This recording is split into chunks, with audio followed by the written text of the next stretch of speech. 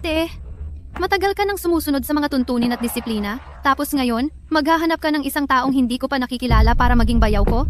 At saka, lilitaw siya eksaktong pagkatapos ng 17 segundo. Dumating na ang oras. Nasaan na siya? Wow!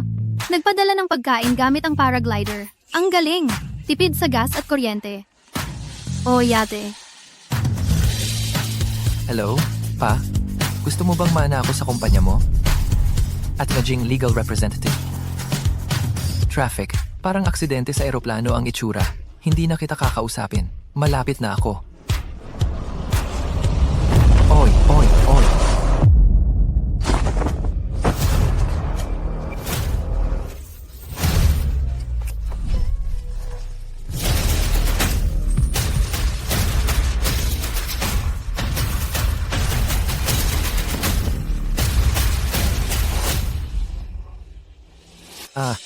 Salamat. Hindi mo kailangang magpasalamat sa asawa mo. Ano? Mali yata ang pagkakilala mo sa akin. Shujin ang pangalan mo. 23 taong gulang ka ngayon. 7 taon mula ngayon, magiging presidente ka ng isang kumpanyang may halagang 10 bilyon. Ikaw ang bayani ng buhay ko. Paano ako magkakamali? Talagang mahirap ang ekonomiya ngayon. Isang budol-budol. Ako pa ang naging target. Ang ganitong bagay, talaga namang walang madaling maniniwala. Sa madaling salita, ako ang magiging asawa mo sa hinaharap. Sa nakaraang buhay, namatay ako sa isang aksidente. Hindi ko inaasahan na muling mabubuhay. Alam ko ang magiging tagumpay mo sa hinaharap. Sa bandang huli, magkakasama rin tayo. Kaya, pakiusap, maging mabilis tayo. Magpakasal tayo at magkaanak. Nakapag-check-in na ako ng kwarto. Sa nakaraang buhay, ito ang paborito mong... Kwartong may waterbed. Waterbed? Ano ba yan? Hello? Pa? Nasa harap na ako ng pinto. May tao na gustong magpatuloy ng lahi ng mga shoe. Pupunta na ako dyan. Ngayong araw, ang iyong ama ay hihikayat sa iyong maging legal representative ng kumpanya. Ang iyong stepmother, isusumbong kanya sa bilangguan. Pakiusap, huwag kang magpapaloko. At saka, ang kapatid mo ay... Ay, pasensya na. May in-order ang kliyente ng on-time guarantee. Kapag na-late ako, mababawasan ang pera ng isang bilyonaryong presidente. Alis na ako.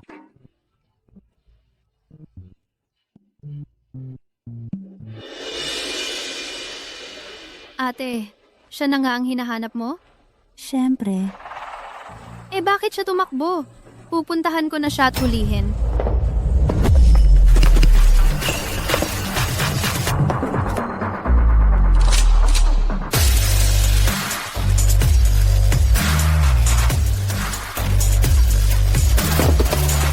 make sure, naniniwala ka sa Buddha, di ba? Ha? Ikaw? Ikaw ang Budistang iginagalang ng buong Jiangzhou. Ako ang tunay mong kapatid. Ako, syempre, naniniwala ako. Ayon sa Buddha, may koneksyon ang aming mga kaluluwa sa nakaraang buhay. Pagkatapos ng isang quarter of an hour, kung hindi siya lalabas, tapos na ang aming pagkakataon.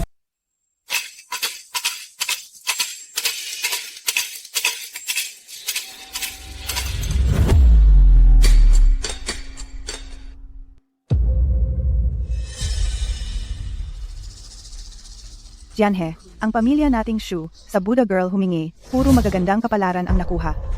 Ang paghina ng kumpanya, may pag-asang mapipigil na.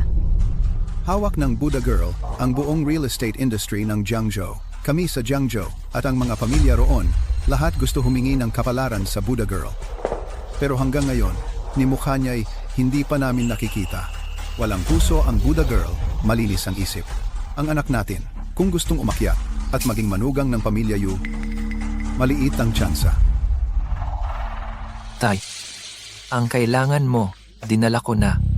Naghirap ka. Balak kitang ipasok sa Shu Group para magmana. Tay, bigla naman. Magre-retiro ka na ba ng maaga? Ako, para sa kapatid mo, nakahanap ng magandang kapalaran. Ang grupo, ipagkakatiwala muna sa'yo. Ito ang Corporate Representative Agreement. Tingnan mo. Ngayon, hihikayatin ka ng tatay mo na maging corporate representative. ang stepmother mo, isusumbong ka sa kulungan. Huwag kang pumayag. At saka, ang kapatid mo, siya ay... Tay, sa corporate representative agreement na ito, walang binanggit na shares. Oo, nakalimutang i-print. Jing, nagkakamali ka. Pananagutan lang ang hawak mo, hindi karapatan. Paano naman mangyayari yon? Dito, may isa pang dokumento. Ang kapatid mong si Shu Yuwei, nakabangga habang lasing at tumakas. Sana pirmahan mo ang sertipikasyong ito na aminin ikaw ang nagmamaneho. Tatay, pagkakamotorsiklo habang lasing at pagtakas, makukulong ka niyan. Gusto mo, ako ang mag-ako ng kasalanan ng anak mo sa labas? Ano ang sinasabi mo? Anak sa labas? Kapatid mo yan. Kapatid ko lang ang isinilang ng iisang ina. Anak yan ang pagtataksil mo. Paano ko siya tatanggapin? Ikaw. Kinonsulta ko na ang abogado. 3 taon lang daw ang pinakamatagal na pagkakakulong. Pagkalabas mo pagkatapos ng 3 taon, ang shares mo sa kumpanya, dadagdagan ko ng hanggang 3%. Sa'yo na ang kumpanya pagkatapos. 1 taong pagkakakulong para sa 1% na shares. Ikaw, ang bait-bait mo naman. Hindi sapat? Kung hindi sapat, dadagdagan ko pa. Gagawin kong 6%, pero hindi na pwedeng dagdagan pa yan. Ang gantong klasing pagkakataon, bihira lang yan. Sige, pumapayag ako. Pumapayag akong ipasa. Ang gantong pagkakataon sa kapatid.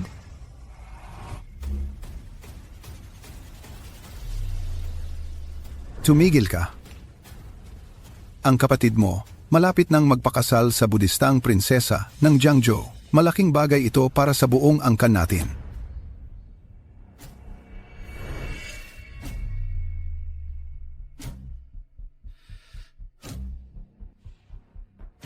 Tatay. Paumanhin. Ayokong mahirapan si Kuya Jing. Ako na lang ang magpapakulong. Inay, masakit ang binti ko. Samahan mo akong mag-surrender. Jianhe, Naku, Yuwei, ang kasal mo sa budistang prinsesa, na plano na lahat. Paano ka namin papayagang mag-surrender? Ito, personal na usapan ko ito ni Xu Jing. Wala kang kinalaman dito. Tumigil ka.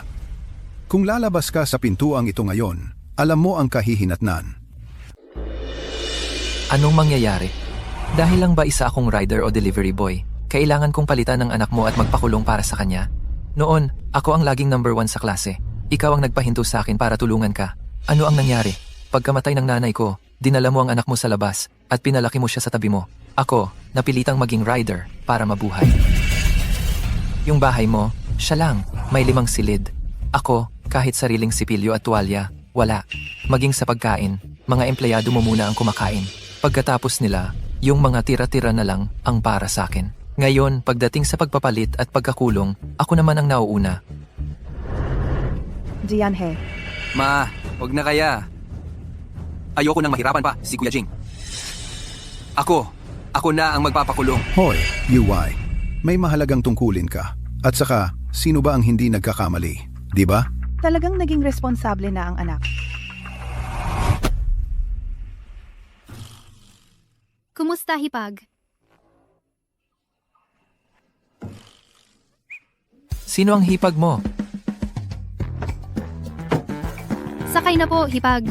100 milyong dote ay nakahanda na sa bahay.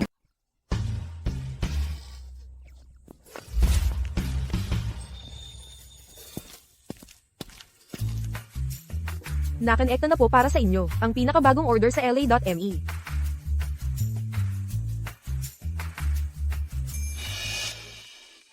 $100 milyong dote.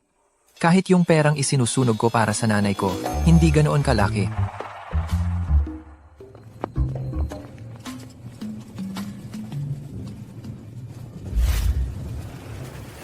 Ate, ayaw niya sa 100 milyong dot.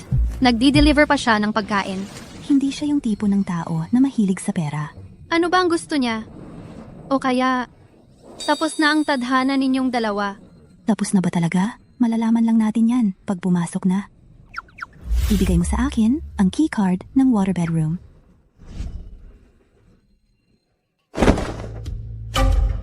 Ate, Sumakay ka at habulin mo siya. Bakit ka tumalon sa bangin? Puro matatandang puno ang palibot. Bundok nating lahat yan. Pag nasira, walang magbabayad. Yung babaeng yon, ano ba talaga ang pinanggalingan? Scam ba yan?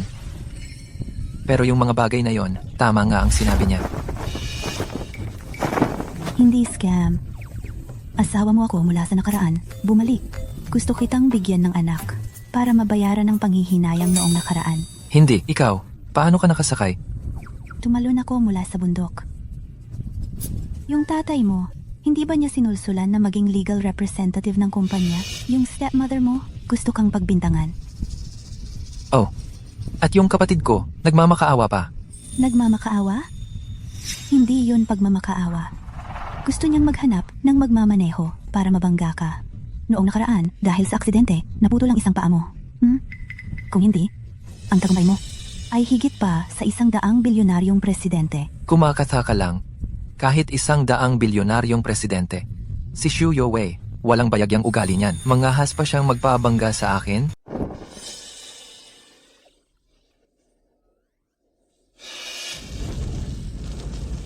Ayos ka lang ba?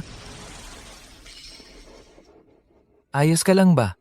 Katulad ng nakaraang buhay, nandito pa rin siya. Pinoprotektahan ako sa oras ng panganib. Ayos lang ako. Pero, nadumihan ang damit mo. Okay lang kung madumihan ang damit, basta't ligtas ang tao. Hindi ko mapapatawad. Talagang hindi mapapatawad.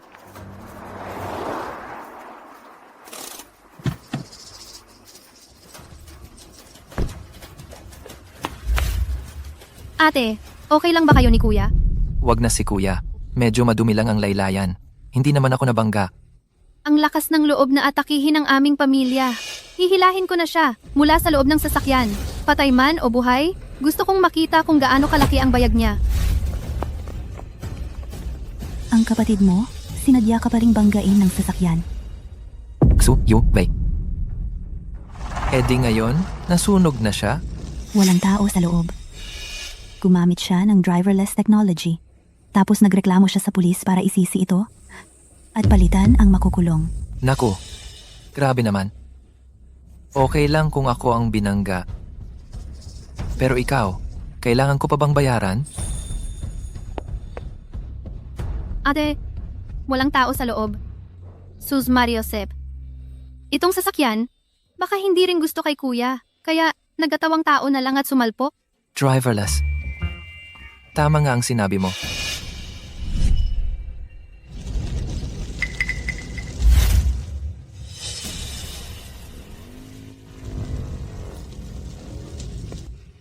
Ako na ang bahala dito. Mauna ka na sa water bedroom at hintayin mo ako. Wala ka namang kinalaman. Bakit mo aasikasuhin?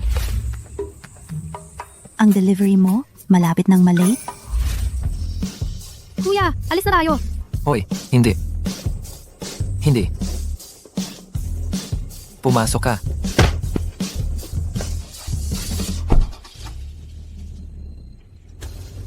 Sa nakaraang buhay, ikaw ang laging nakatayo sa tabi ko para protektahan ako. Ikaw ang nagturo sa akin ng lahat ng alam ko ngayon. Sa buhay na ito, ako naman ang magpoprotekta sa iyo. Lahat ng mga basurang nagnanais na saktan ka ay dapat magbayad.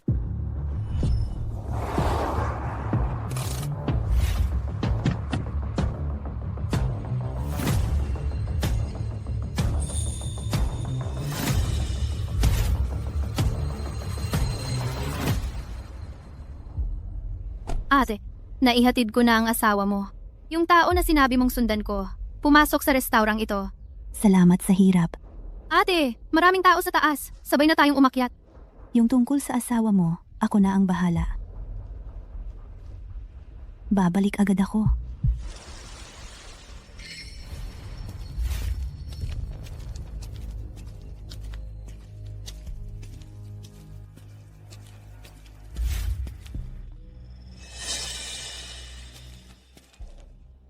Narinig ko, kamakailan lang sa Jiangzhou, sumisikat na si Tiger Lord. Malaki na ang negosyo niya. Oo nga. Sino ka? Yung mga boss sa Jiangzhou, nasa loob, may pulong. Walang papasukin na. Hindi importante.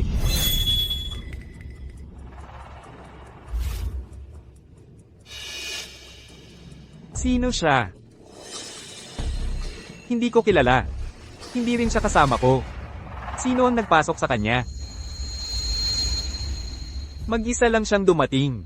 Akala ko kasama ng isang boss. Nanfosi, sino ang bumangga kay Shujing?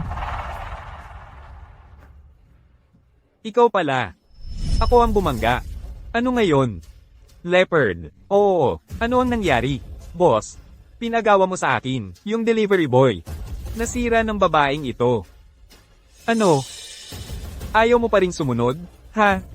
Gusto mo bang samahan kaming maglaro para mawala ang inip? Ha?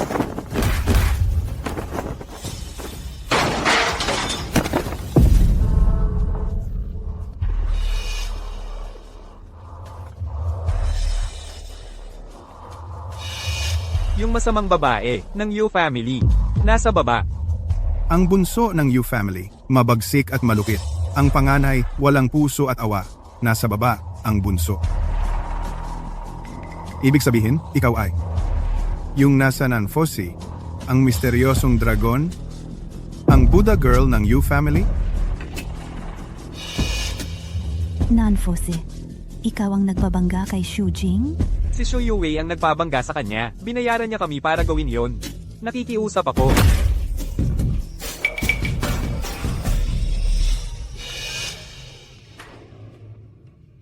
Nasa panahon ako ng pagpipigil.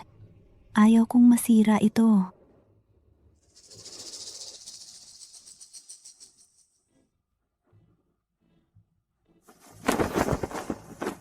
Wala akong pakialam kung sino kayo sa Jiangzhou, kung boss, o panglima, o pinakabata. Mula ngayon, kapag narinig ninyo ang pangalang Shujing, yumuko kayo at magpakumbaba. Jingqing Grand Hotel. Waterbed rooms sa 5-star hotel. Totoo ba yan?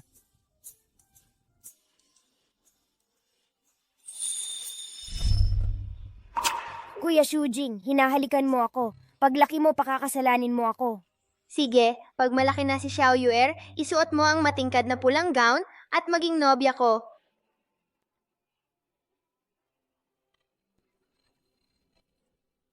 Totoo man o hindi, bayaran ko muna. Naghihintay pa sa akin si Xiao Yuer. Madaling araw ngayon, malapit sa South Buddha Temple, naganap ang isang malubhang aksidente sa sasakyan. Ang salarin ay kasalukuyang takas pa rin. Lubos na hinahanap ng pulisya. Nanay, tatay, siguro magpapakulong na lang ako. Ayoko na maging pabigat pa kay Kuya Jing.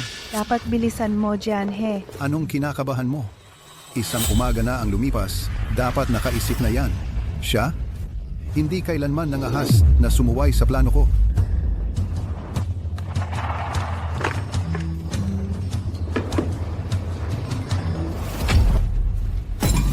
Naglakas loob siyang ibinaba ang tawag ko. Sa loob ng 10 minuto, kung hindi siya tumawag pabalik, habang buhay siyang hindi makakabalik sa bahay na ito. Hindi ako naniniwalang magagawa niya yon.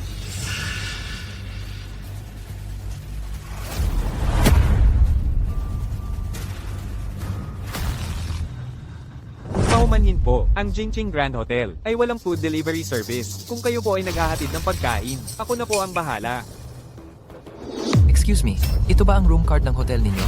Kagalang-galang na black card guest. Maligayang pag-uwi.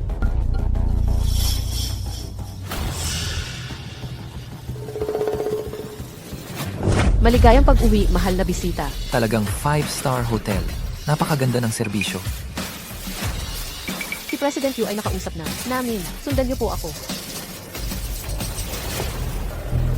Sino pong President Yu? Siyempre po, ang may-ari ng hotel namin, si Yu Zhaoqing, ang aming Jingqing Hotel, ang nag-iisang SVIP Black Card, ibinigay po sa inyo ni President Yu. Ang may-ari ng 5-star hotel. Seryoso pala siya.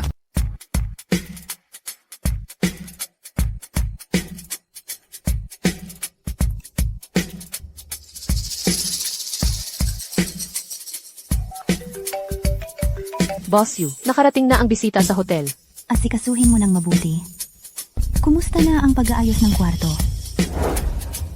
Si Yao Liu, ang Jingqing Suite No. 1. Handa na ba? Malapit nang mag-check-in ang bisita. Manager Wu, ayon sa mga gusto na ibinigay ni Boss Yu, inaayos na ang mga detalye.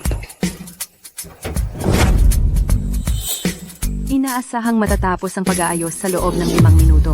Sige, pupunta na ako diyan. Opo. Bisita, rito po kayo. Magtatanong lang ako, ano ba yung water bedroom? Nagbibiro po kayo. Ayon po kay Boss Yu, ito ang paborito ninyong estilo ng kwarto.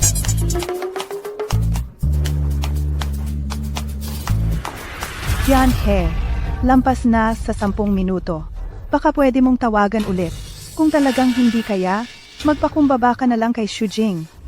Ang anak natin, ang paghingi ng tulong sa Diyosa para sa pag-ibig, hindi pwedeng maantala.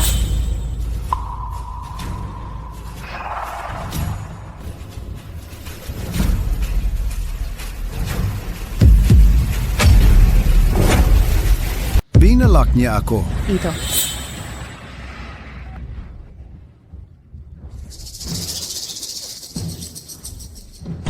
Hindi rin sumasagot ang telepono. Anong gagawin natin? Ako.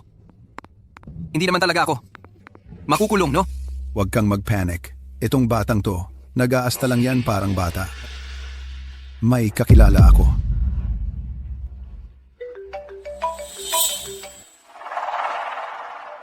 Si Yu Chaoqing ba ito?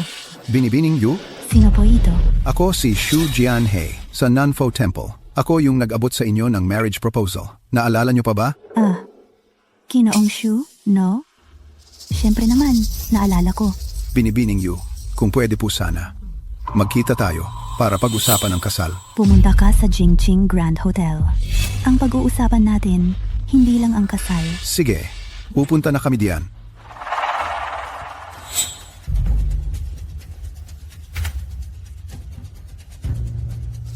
Banggain.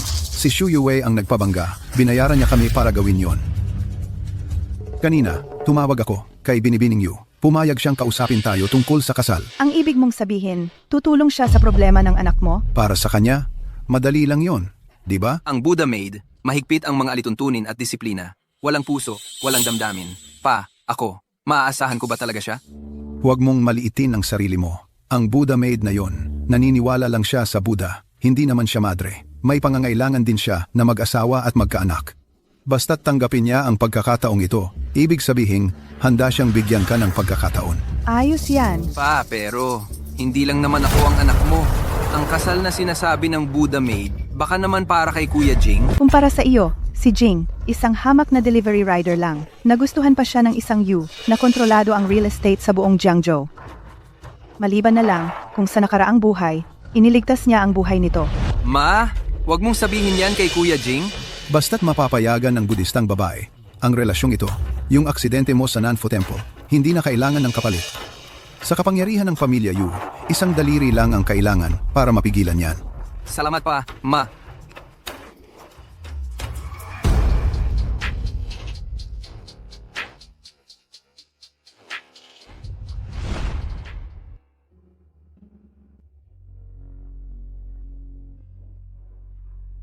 Ginoong Xu.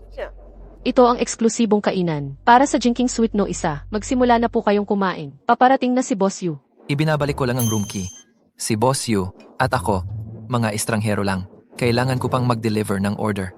Mag-deliver? Tumawag ang amo ko. Napakasungit niyang tao. Siguro, sinisigawan na naman ako para magtrabaho. Hello, Xiao Shu. Boss, Xiao Shu. Ngayong buwan, ikaw ay magpahinga ng maayos. Huwag ka nang pumasok. Boss, may mga bagay talaga ako nitong mga nakaraang araw. Yung pagde-deliver, sisikapin kong gawin. Hindi, espesyal na inaprubahan ng kumpanya ang isang buwang bakasyon para sa'yo. Sahod mo, tuloy pa rin. Hindi. Tripleng sahod. Pagod na pagod ka na rin itong mga nakaraang araw. Ingatan mo ang iyong katawan. Yung ipinag-utos ng iyong miss, natapos ko na. Binigyan ng bakasyon si Shu Jing. Sahod, tuloy pa rin. Kulang na kulang yan. Yung kumpanya mo, binili na ng ate ko. Mula ngayon, si Shujing, ang magiging amo mo. Mukhang naayos na ang problema ni Ginoong Xu. Baka sa kumpanya, may adjustment sa operasyon. Swerte lang at nakapagpahinga. Kung gayon, anong dahilan pa para hindi mo tikman ang mga pagkaing ito?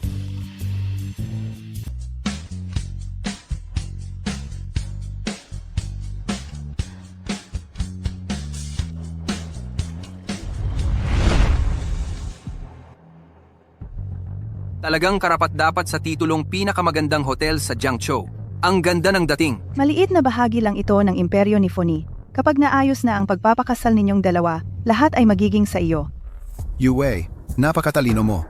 Pagpipinta, eskultura, imbensyon, paglikha, bihasa ka sa lahat. Hindi magtatagal at mapapansin ka ni Foni. Tama, hindi tulad niyang... Shujing, bakit siya nandito? Peta. Nabuhay pa siya sa aksidente?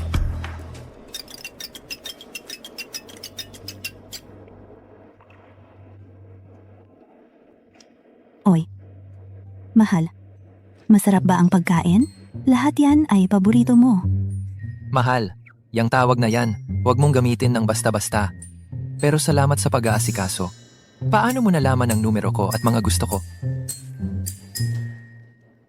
Alam niya pati ang paborito kong spicy steak noong bata pa ako. Sa nakaraang buhay, sinasaulo ko na ang numero mo. Mga gusto mo? Mababaw yan. Alam ko rin na may nunal ka sa puwet. Hindi, ikaw. Nag-iimbestiga ka sa akin? Ano? Bakit nandito ang tatay ko? Gusto kong maging saksi sila. Ami tuwafo.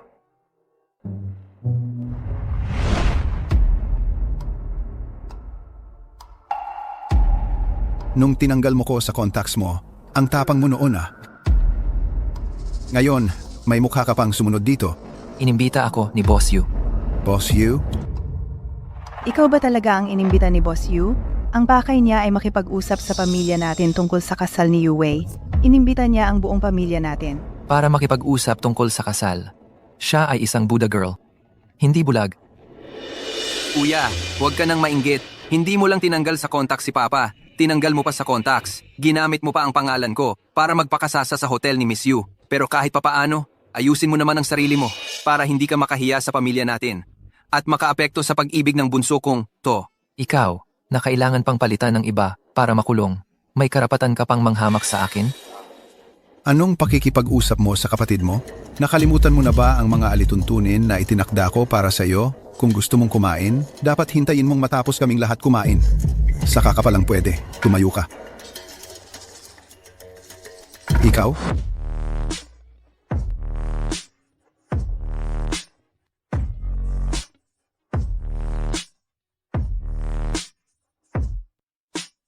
Hinayaan mo talagang hindi mo sundin ang sinasabi ko. Tatay, wala tayo sa bahay ninyo.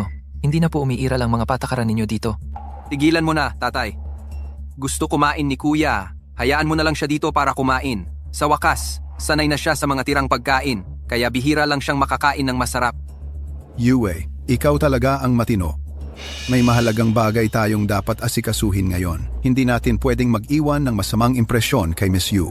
Manager? President Xu. Humanap ka ng damit na presentable para sa kanyang isuot. Tingnan mo ang suot niya ngayon. Parang ano ba yan? Kayong dalawa, bakit hindi niyo siya sinasabihan? Paano kung mag-iwan ito ng hindi magandang impresyon kay Miss Yu? Ano na lang ang gagawin natin? President Xu. Si Ginoong Xu ay isang mahalagang bisita na inimbitahan ng aming presidente. Okay lang kung medyo kasual ang suot niya. Walang problema. Mahalagang bisita? Siya? Presidente Xu.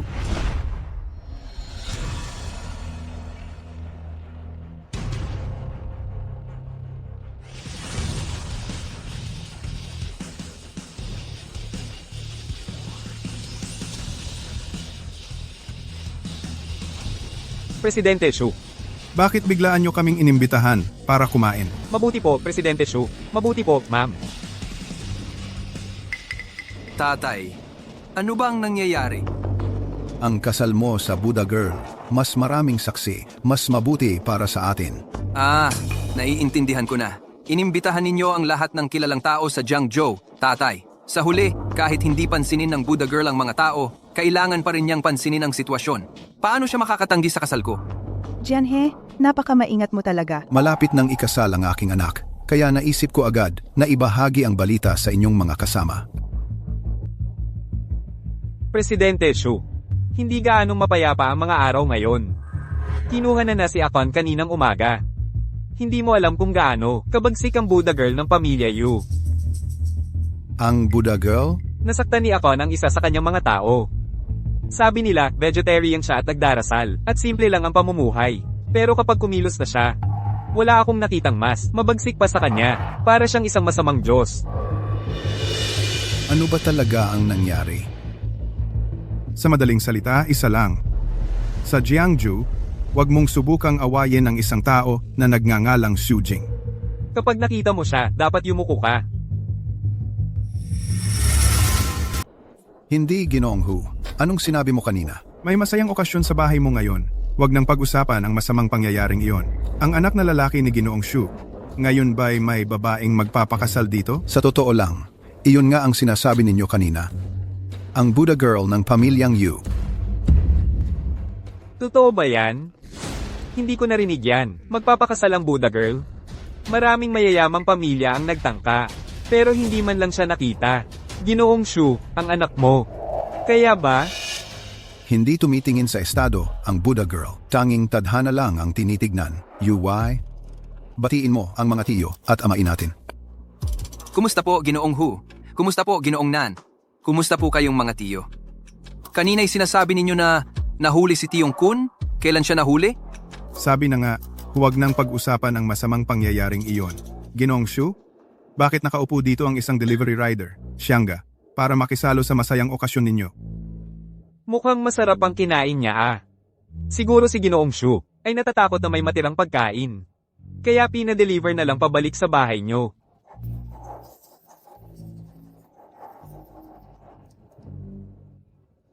Siya ay ang panganay kong anak sa dati kong asawa. Siyempre, hindi siya makakapantay kay Yue. Dinala ko siya rito ngayon para lang makakita ng iba't ibang bagay. Ginoong Xu, ang lalim mong maglihim ha? Matagal na kitang kilala, pero hindi ko alam na may panganay kang anak. Ang anak ng isang kagaya mong Ginoong Xu ay nagde-deliver. Gaano ba kalaki ang galit ninyo ng dati mong asawa? Sino ang nakakaalam?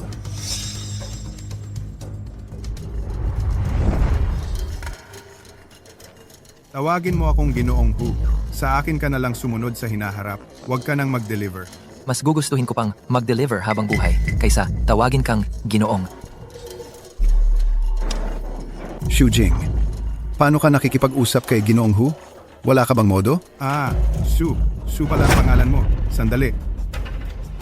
Anong pangalan niya? Xu Jing ang pangalan niya. Anak siya ng aking dating asawa. Palagi siyang nasa labas. Pinabayaan ko lang siyang lumaki. Kulang sa pakikisama. Ginoong Hu, pasensya na sa kahihiyan. Xu Jing. Siya pala si Xu Jing?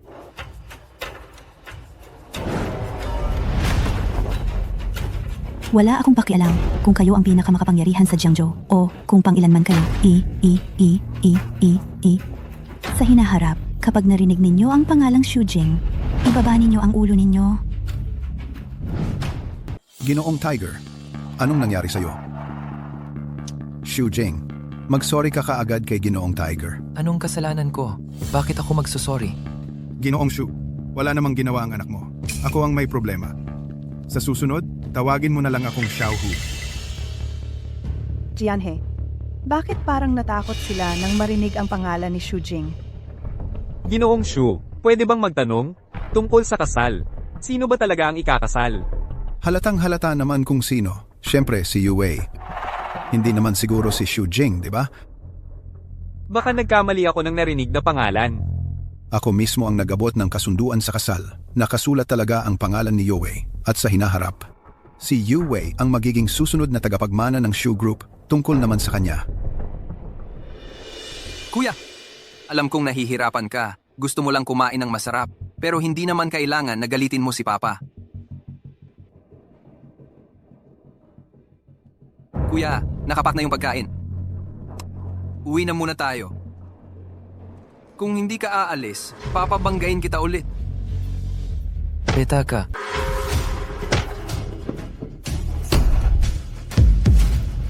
Kuya, iniluto ko pa nga ito para sa'yo. Bakit mo ako sinasaktan? Ano ba talaga ang kasalanan ko? Jianhe, kontrolin mo naman ang anak mo. Shu Jing, akala mo ba masyado akong mabait kaya ganyan ka na sa akin? Boss Shu, huwag kang magpadalos-dalos. Hindi pwede yan. Kung sasaktan mo si Shujing, baka magkagulo. Anak ko to, pinapagalitan ko lang. Anong magiging problema? Tay, alam mo ba kung ano ang nangyari nang umalis tayo sa Nanfo Temple? Dahil lang hindi ko siya pinagtakpan at pinalitan sa kulungan, sinadya niya akong banggain. Ganon ba? Oo, ako ang nag-utos sa'yo na pagtakpan ako. Ako ang gustong mambangga sa'yo, pero hindi talaga dahil naiinggit ka sa akin dahil kinagigiliwan ako ng Buddha Girl. Naiinggit ka. Dahil mas gusto ako ni tatay kaysa sa'yo. Jianhe, may sugat sa pa si Yue. Palagi siyang nasa tabi natin. Paano niya magagawang mambangga? Mahirap ba intindihin? Lasing siya ng mambangga. 2 patay, 2 sugatan. Dahil hindi ko siya pinagtakpan, ginamit niya ang sasakyang iyon para banggain ako. Gusto niyang ipasa sa akin ang 2 aksidente. Katarantaduhan. Isang aksidente lang talaga. Ma, umalis na tayo. Dalhin mo na ako sa ospital. Sa ganito kong kalagayan, hindi na rin siguro ako makakapagpakasal sa Buddha Girl. Yue, huwag kang mag-alala. Kung may inapi sa'yo, ipagtatanggol ka ng tatay mo. Mabilis ka? Shu Jing, ipinaalala ko sa'yo na tulungan mo ang kapatid mo. Kung hindi mo man siya matulungan, ginawan mo pa siya ng masama. Sobrang disappointed ako sa'yo. Kung hindi kita pagsasabihan ngayon, lahat ng tao mag-iisip na may kinikilingan ako. Tay, sa tingin mo ba, may gagamit ng sariling buhay bilang biro? Mula ng bata ako, naniwala ka ba kahit minsan o nangyaring pinahalagahan mo ako? Wala ba akong ginawa? Bago ako mag-7 taong gulang, naglagay ka na ng tuntunin para sa akin. Pinagbawalan mo akong kumain sa hapag. Sabi mo, para raw masanay sa konsepto ng paggalang at pagiging mababa. Bago ako mag-13, ni minsan, hindi mo ako pinuri. Sabi mo lang sa akin, mas mabuti raw na ngayon pa lang, sa pamilya na ako inaapi kaysa sa ibang tao sa hinaharap nang dalhin mo si Shu Yue sa bahay natin. 16 na taong gulang na ako. At mula noon, saka ko lang nalaman na ang mga nakababata ay pwede palang kumain sa hapag. Na kapag ako mismo ang nag-ayos ng kama ko, makakatanggap pala ako ng papuri mo. Na kapag siya ang nagkamali, ako ang dapat managot. Hindi ako kailanman nagalit dahil sa pagtrato mo sa akin. Hindi rin ako lumayo dahil sa pagiging malamig mo. Kuya Jing, sinuntok niya ang mata ko. Ang sakit. Parang mabubulag na ako. Tay!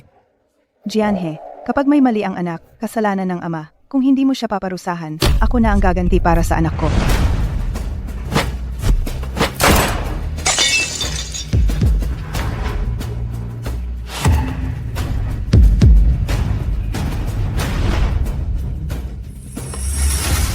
Ang ingay dito. Gusto ba nilang gibain ang hotel na ito? Miss Yu, si Su Jianhe ang nag-utos sa amin. Kung may nasaktan man kami, patawad po. Yu Chaoqing, grabe naman to. Tingnan mo ang sarili mo. Sa hotel ni Miss Yu, nanggugulo ka pa? Nakakakahiya yan. Miss Yu, hindi. Maliwanag na pagkakamali lang. Ako na muna ang humihingi ng paumanhin sa ngalan niya. Tungkol sa kasal ninyo ng anak ko, dumating kami rito nang may tunay na hangarin. Ayaw lang naming may makagulo sa inyo. Kasal sa anak mo? Oh, Yue. Hindi ko inakalang ang Buddha Girl sa totoong buhay ay mas kahanga-hanga pa kaysa sa inaasahan. Miss Yu, alam kong ikaw ay isang deboto ng Buddha, ayaw sa away. Kanina, iyong walang utak na iyon ang nagpagalit sa amin. Yung suot mo ngayon, mukhang desidido ka na sa kasal, di ba? Tama. Desidido na. Malapit nang dumating ang dote. Doubt? Mukhang handang-handa ka na. Ito naman, ang anak ko, si Shu Yue. Alam ko, sa bagay ng kasal, naniniwala ka sa tadhana. Ang tadhana ang magpapasiya sa habang buhay, di ba? Unang pagkikita pa lang ninyo, kayo, magkakilala ng mabuti. Ma, ikaw. Miss Yu, ano ba ang ibig mong sabihin? Sa tingin mo gusto ko ang isang lumpong tulad niya? Ang dami mong sinasabi, parang nagdarasal ka.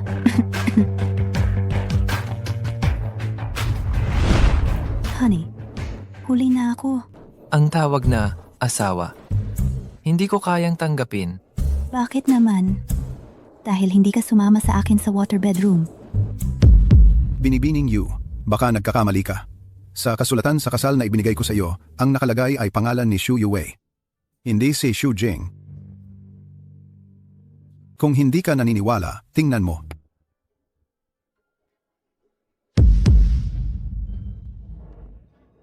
May iba nga palang tao?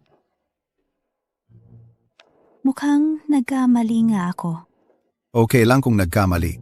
Kailangan mo lang ulit kumpirmahin. Ayos na yon.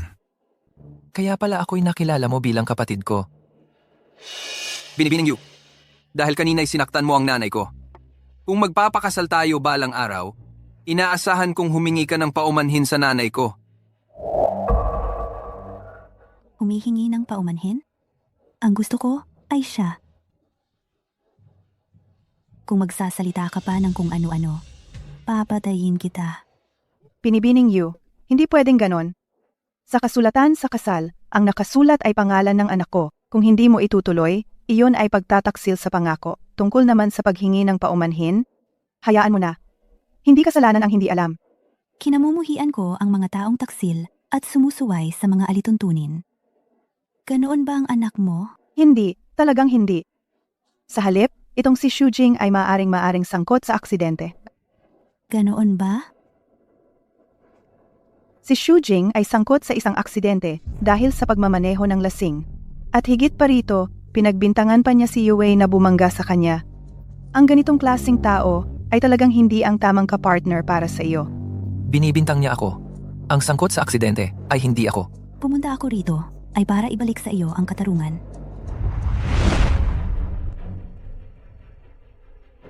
Ayon sa ulat, may tao sa lugar na ito na may kinalaman sa aksidente sa Nanfosi kung saan 2 ang namatay at 2 ang nasugatan. Ayon sa investigasyon, madaling araw ngayon sa Nanfosi, ang parehong sasakyang sangkot ay sunod-sunod na nakagawa ng 2 aksidente. Ang una, ang sasakyang sangkot, ay bumangga sa isang pamilya ng 4. 2 namatay, 2 ang nasugatan. Ang pangalawa, ang sasakyang sangkot ay bumangga sa guardrail at sumabog, muntik na magdulot ng sunog. Narinig mo na? 2 aksidente. Nakapatay na siya ng tao, tumakas pa. Tapos, ako naman ang susubukan niyang banggain. At ako pa ang isisisi. Pa? Hindi talaga ako yun. Ang sasakyang sangkot ay nakarehistro sa pangalan ng Xu Group. Madaling araw, sino ang nagmamaneho ng sasakyang sangkot? Inspektor, ang nasa Nanfosi ng madaling araw ay siya. Siya ang nakabangga. Ako ang nakabangga? Kung talagang kaya ko ang ganoon, okay lang. Kasong, hindi ko kaya. Wala akong sasakyan. Wala rin akong lisensya. Kalokohan. Noong 18 taong gulang ka, binilhan kita ng sasakyan. Pinag-aral pa kita para magkaroon ng lisensya. Ang binigyan mo ng sasakyan ay si Xu Yuwei, hindi ako. Ang sasakyang yon, ibinigay mo yon sa kanya, sa araw ng kanyang kaarawan. Di wag kang magpanggap na kawawa naman. Pagkatapos mong mag-adulto, binibigyan kita ng baon na hindi bababa sa 100,000 pesos bawat buwan. Naipon mo na yan sa loob ng maraming taon. Hindi ka makabili ng sasakyan?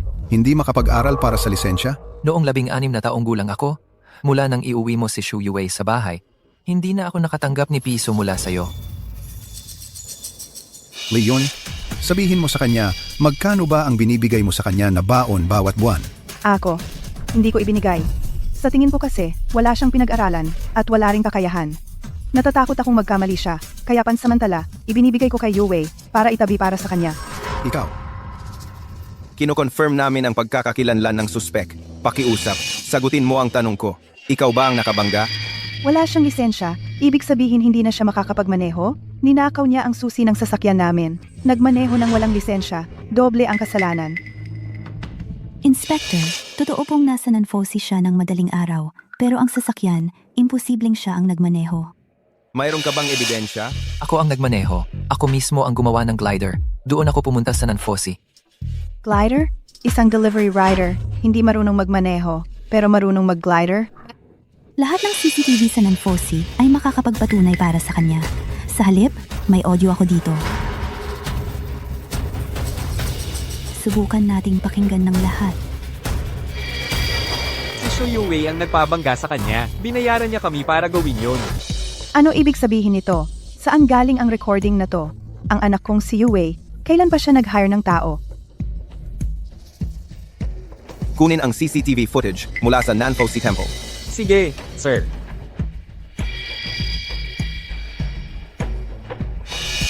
Ikaw, Dai, itong recording mo, sa anong sitwasyon ito ni record? Lasing si Shu Yowei nang tumakas siya at nakabangga. Gusto niyang ipasalo kay kuya ang kasalanan, pero tumanggi ito, kaya gumawa siya ng isang aksidente para mapunta sa kanya ang sisi. Hindi. Miss Yu, mabait ang puso ni Yue. Paano niya magagawa ang ganitong kasamang bagay? Hindi ba't pagpatay yon? Pagbatay nga yun. Pa, hindi ko ginawa yon. Talagang hindi ko ginawa ang ganoong bagay. Siya. Siya ang nagsisinungaling tungkol sa akin. Sir, nahanap na ang video. Ano? Base sa paghahambing ng oras, ang taong ito ay wala sa lugar nang mangyari ang insidente. Kaya maaari nang alisin sa listahan ng mga sospek. Yung CCTV, malinaw ba kung sino talaga ang nakabangga? Hindi pwedeng makalusot ang ganitong hayop sa batas.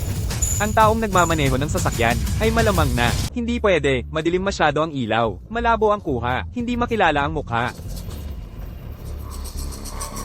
Inspector, huwag nang mag-imbestiga pa. Ako ang lasing na nagmaneho. Ako ang nakabangga. Ako'y kusang magpapakulong. Tatay. Nung araw na yon, gabi-gabi akong may meeting. Sobrang lasing ako, nagkamali ako ng sandali. Nagtiwala ako sa swerte, kaya tumakas ako. Kunin niyo na ako. Ano naman yung nangyari na nasira ang sasakyang sangkot? Paano nangyari yon? Ikaw din ba ang may gawa? Ang pagkasira ng sasakyang nakabangga, wala akong alam dyan. Kapitan, Kung hindi mo alam, halika rito at panoorin mo itong video.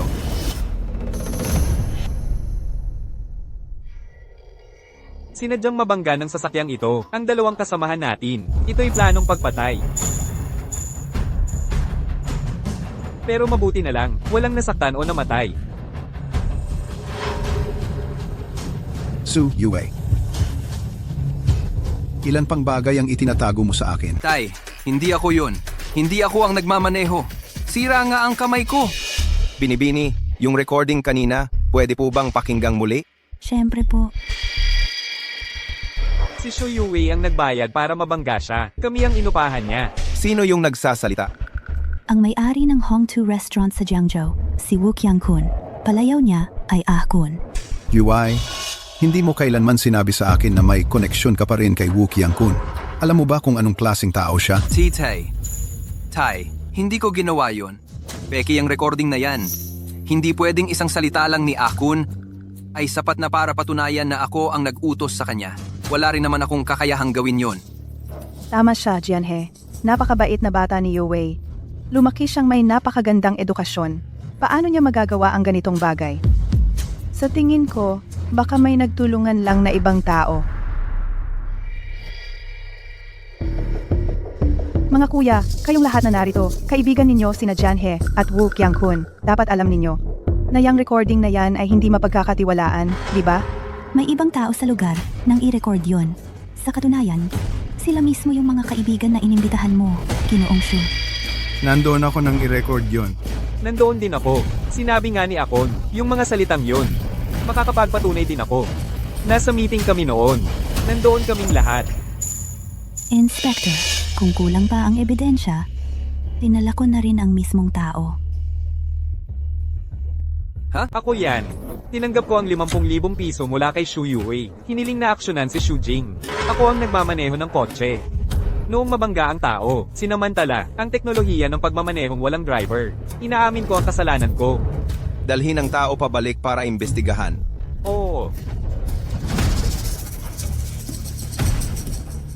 Tulungan mo ako. Tatay, mali ako. Tatay, sagipin mo ako. Tatay, mali ako. Tatay. Jianhe, mag-isip ka ng paraan. Bilis! Shu Jing, pwede bang bigyan mo ng pagkakataon? Sumulat ng liham ng pag-unawa. Patawarin mo siya. Gusto niyang kunin ang buhay ko. Pero ikaw, pinapabayaan mo akong bigyan siya ng pagkakataon. Patawarin mo siya.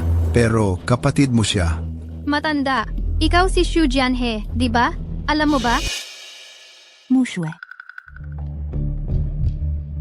Ito ang aking pribadong investigasyon. Tingnan mo.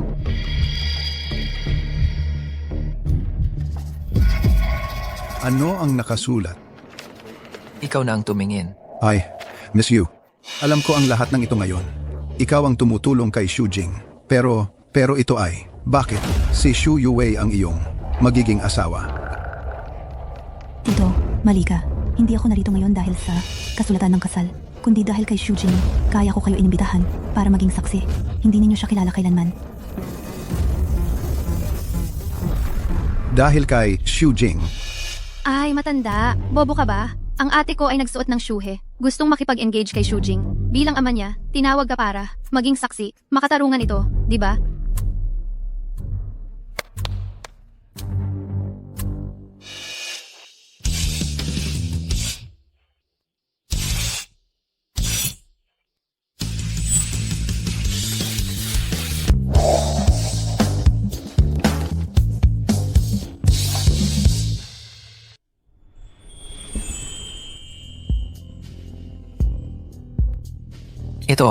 Ito na yon. Ito ang aking dote. Ito rin ang inihanda ko para sa'yo. Mula ng 1 taong gulang ka hanggang 23. Mga regalo sa iyong kaarawan. 23 taon na ang nakalipas. Sa araw na ito, dumating ka sa mundong ito. Ito ang pahayagan noong araw ng iyong kapanganakan. Dito nakasulat ang lahat ng malalaking pangyayari sa araw mismo ng iyong kaarawan.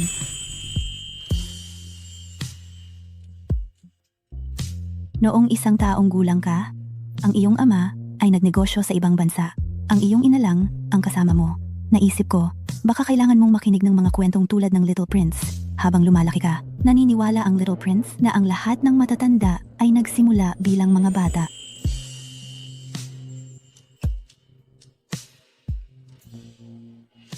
Noong 2 taong gulang ka, kailangan mong uminom ng maraming gatas para mas tumangkad ka. Noong 3 taong gulang ka, kailangan mo ng laruan na sasabay sa paglaki mo. 4 na taong gulang, kailangan mo ng tsokolate, tamang edad para mahilig sa matatamis. 5 taong gulang, naadi ka sa maanghang na chichirya. 6 na taong gulang, ginawa mong laruan noong bata ka ang game console mo. 7 taong gulang, kailangan mo ng soccer ball. Yan ang edad na mahilig kang tumakbo at gumalaw. 8 taong gulang, kailangan mo ng electric toothbrush. Huwag kang magka-cavities. 9 na taong gulang, mabangong pabango. Sana, maganda ang panaginip mo gabi-gabi. 10 taong gulang, kailangan mo ng alkansya. Dapat magkaroon ka ng saving habit. 11 taong gulang, kailangan mo ng album para kolektahin ang mga sertipiko mo. 12 taong gulang, kailangan mo ng malaking bag dahil maghahanda ka na para sa high school. 13 taong gulang, nagkasakit ang nanay mo. Kailangan mo ng magandang diary para itala ang mga iniisip mo.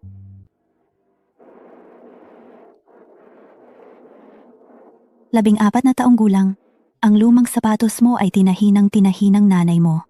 Nagnanais ka ng bagong sapatos, pang sports, para makapagtakbo ka ng malaya sa court. 15 taong gulang, nagsimula kang magkabigote. Wala si tatay sa tabi mo. Hindi naman marunong magturo si nanay. Gumagamit ka ng pang-ahit. Madalas kang magdugo sa mukha. 16 na taong gulang. Noong 16 ka anyos, umalis na si Tia. Sa tingin ko, nandyan pa rin siya sa lugar na hindi mo nakikita. Patuloy na nagbabantay sa iyo. Paano mo nalaman ang mga nangyari nung bata pa ako? Mas alam ko pa nga kaysa sa'yo.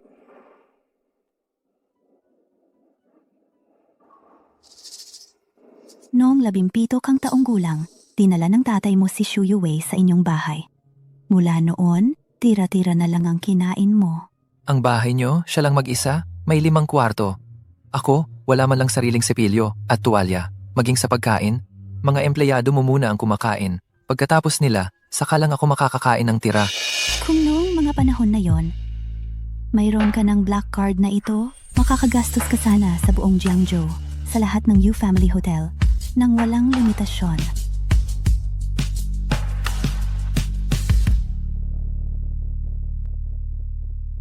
Noong 18 kang taong gulang, ang tatay mo binigyan ng kotse si Xu Yuwei. pero hindi pinansin ang hiling mong magkaroon ng lisensya. Katarantaduhan yan. Noong 18 kang taong gulang, binilhan kita ng kotse. Pinag-aral pa kita magmaneho. Ang binigyan mo ng kotse, si Shu Yuwei yon. Hindi ako. Ang kotse na yon, ibinigay mo sa kanya noong kaarawan niya. Sa tingin ko, pwedeng sa susunod na lang ang lisensya. Pero ngayon, maaari ka nang magkaroon ng mas maraming kotse kaysa sa kanya.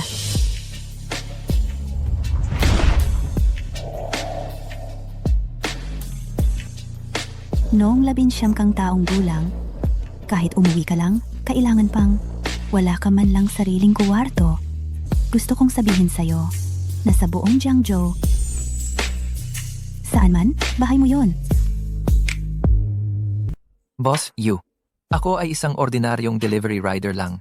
Ang mga bagay na ibinigay mo sa akin, paano ko naman kayang bayaran yan?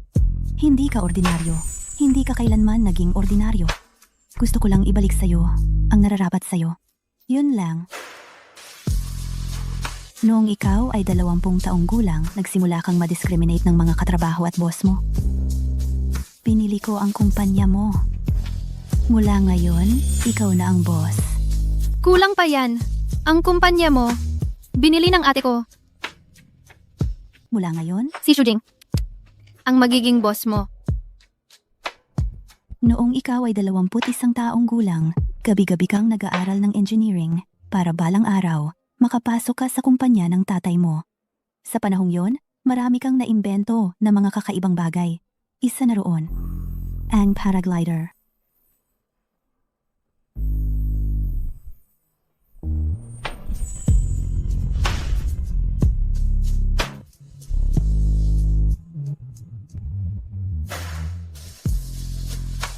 Hindi mo kailangang mainggit sa sinuman. Itong paraglider na ito, ginaya ko lang ang disenyo mo at ibinigay sa'yo. Lahat ng iyong mga likha at ideya, mula ngayon, ako ang tutulong sa'yo para gawin, i-produce ng maramihan, at ibenta. Ang iyong talento ay hindi na muling malulubog. Noong ikaw ay 22 taong gulang, Miss Yu, ang mga imbensyong ito, lahat yan ay gawa ng anak kong si Shu Yuwei. Siya na-graduate lang ng high school. Paano niya malalaman ang pag-imbento? Ang mga to, ninakaw lang niya yan. Ang dapat mong pahalagahan ay ang anak kong si Yuwei. Tita, lahat ng tagumpay ni Shu Yuwei, ako ang nagbigay sa kanya. Paano naman nangyari yan? Tay, pinatigil mo ako sa pag-aaral ng maaga. Laging may hinanakit sa puso ko. Kaya, tuwing umuwi ako, diretso ako sa study room ni Shu Yuwei. Lahat ng ipinakita niya sa kumpanya mo, ang mga resulta. Ako ang gumawa, pero itinapon ko lang ng mga draft yan. Yuwei, napakatalino mo. Pagpipinta, eskultura, pag-imbento, paglikha, magaling ka sa lahat. Ang pagkahanga sa'yo ni Buddha Girl, hindi na yan malayo. sandali na lang. Kaya nahulaan mo na ba ang regalo mo sa 22 mong kaarawan? Ang pangalawang anak na babae ng pamilyang Yu, ang boses ng huling regalo ni Buddha Girl. Baka naman. Huwag kang magsalita ng ganyan. Kahit hulaan, hindi ko magawa. Yung mga regalong ibinigay mo sa akin ngayon, paano ko matatanggap? Hindi ito regalo. Ito ang aking dot. Naalala mo pa ba nung unang beses kang dumalo sa kasal ng katrabaho mo? Oo, naalala ko. Nung panahong iyon, sa kasalan, naramdaman mong napakaganda. Naisip mong gusto mo na ring magpakasal. Pero sa tingin mo, yung seremonya ng kasal ay masyadong pangkaraniwan. Kaya naisip mo, kung may isang taong susuot ng kasuotang pandigma at lalabas para iabot ang singsing, siguradong napakaastig noon.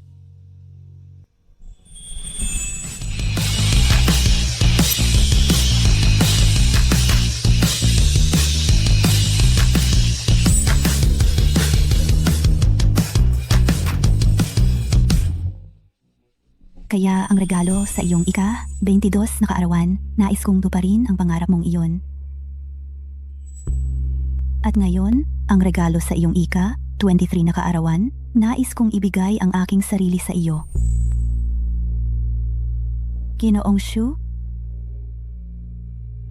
Payag ka bang pakasalan ako? Kaya naman palagi siyang nandito para kay Shu Jing, hindi para nakawin ang mga nagawa ni Shu Jing, si Shu Yuwei na yon.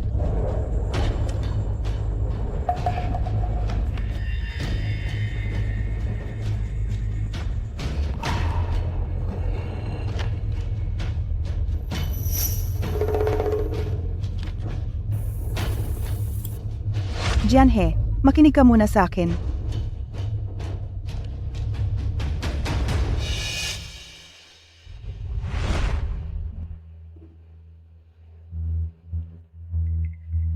Talagang bagay na bagay. Para silang itinadhana. Nakakalungkot naman. Bakit hindi ako nakakatagpo ng ganitong babae?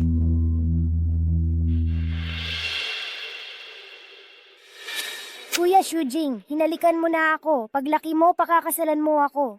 Sige, pag malaki ka na, magdamit ka ng matingkad na pula at maging nobya mo ako. Binibining Yu, ngayong araw, salamat sa pagtanggap sa akin. Pero, hindi ko ito matatanggap. Hoy, hindot ka. Di mo man lang iginagalang ang armor warrior ko? Ate, Hindi siya pumayag dahil lang sa biglaang pagkagusto sa panliligaw ko. Diba, sa tingin mo may prinsipyo siya? prinsipyo? Sa tingin ko, medyo walang utang na loob. Ganito ka pa. Lalo kitang nagugustuhan. Hey, ang mga past life na yan, parang panaginip na lang. Oras na rin ng pagkain. Mas mabuti pa ang maghatid na lang ako ng order. Kain na tayo. Tara na, Jingzi, kain na tayo. Sandali lang. Libre ko ang lahat, mga 100 tayo dito. Ang laki ng puso ng bagong boss. Mauna na kami. Hoy, uminom ka na naman? Hoy, hintayin niyo ako. Aray. Xiao Juge. Hoy. Anong ginagawa mo? Jinji po. Nasira ang electric bike ko. Di na ako makakasama sa kainan.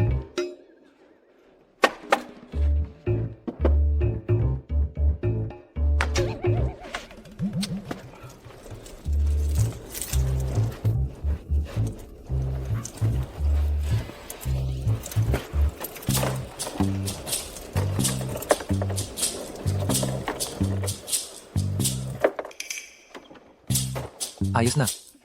Jingje, ang galing mo. Para kang yung taga-ibang bansa na. Si Marx. Si Musk? Pareho lang yun. Jingje, mauna na po ako. Malaki pala ang nabili kong shorts. Di kukuha ako sa handaan ng Yossi para sa'yo. At malaking chicken leg. Walang makakatalo sa bilis ng kamay ko. Hehe. Siya, alis ka na?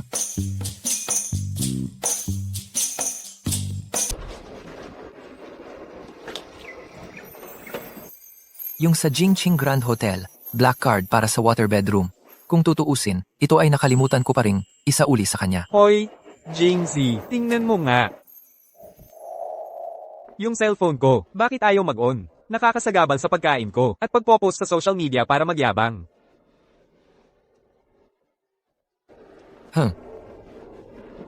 Ito, hindi makakonect sa internet. Hindi makakonek? Ha? Yung phone mo, mukhang wala namang problema sa signal Baka ubos na ang load mo? Hindi naman siguro. Di, magpapaload na lang ako sa iba. Ayoko nang maabala ka pa. Hoy, gago ka. Nagmamaganda ka pa. Salamat, Jingzi. Sa susunod, libre kita ng food spa.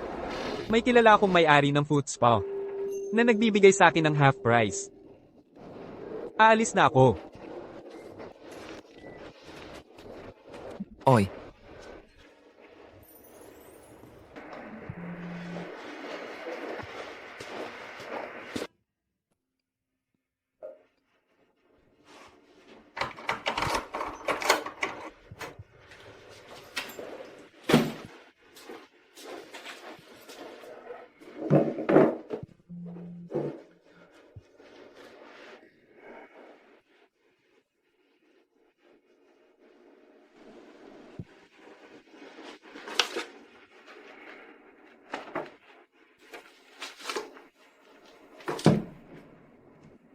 Si Shujing ay nanumpang pakakasalan si Xiao Yue.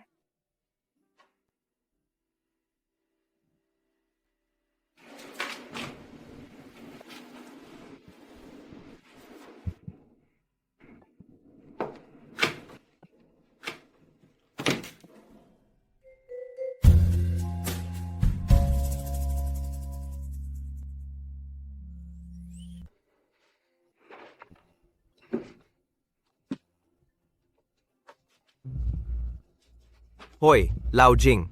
Saan sina Xiao Juge at Bo Hao? May abiso sa group chat. Kumain na sila. Ang bilis naman. Tara, sabay tayo. Sasamahan kita. Kaka-cancel lang ng order ng customer. Kinain ko na yung pagkain. Hindi ako gutom. Hoy, may magandang babae sa baba. Hindi ka ba lalabas para tingnan?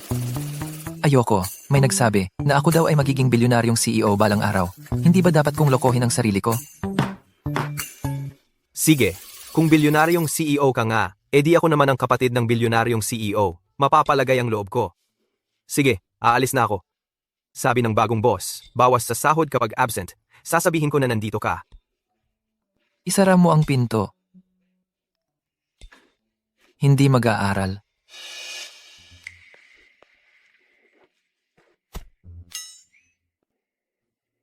Hala.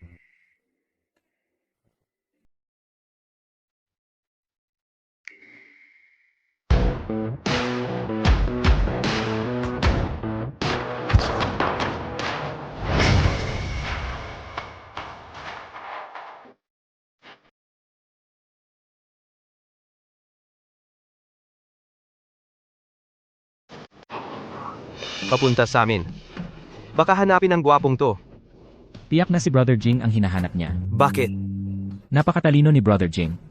Marunong mag-ayos ng cellphone, marunong mag-ayos ng computer, kaya pang gumawa ng sariling paraglider para mag-deliver. Si Brother Jing lang ang karapat-dapat sa ganyang kagandang babae. Where? Ang amoy-amoy ng dormitoryo ng empleyado. Ayaw pang dumaan ng aso. Sa tingin ko, dadaan lang yan. Nandyan na.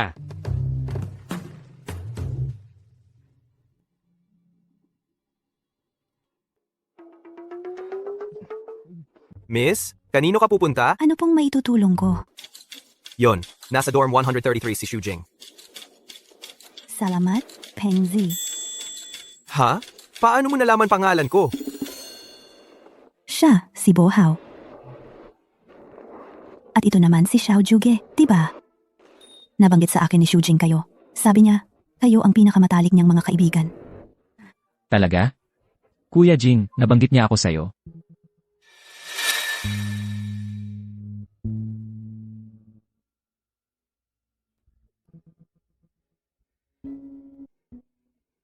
Balang araw, magiging napakagaling ninyong mga tao.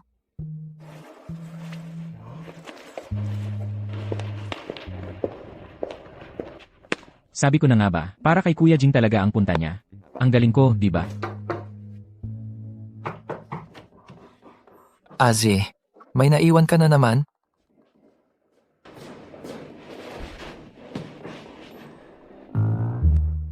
Miss Yu, anong ginagawa mo rito? Noong huli, tumakbo ka.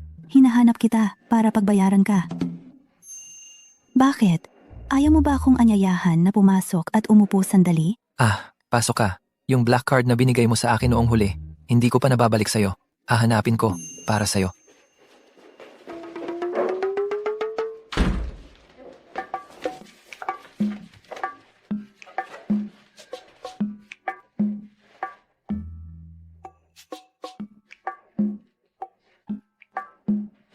Nauuhaw ako. Pakikuha mo nga ako ng tubig. Si.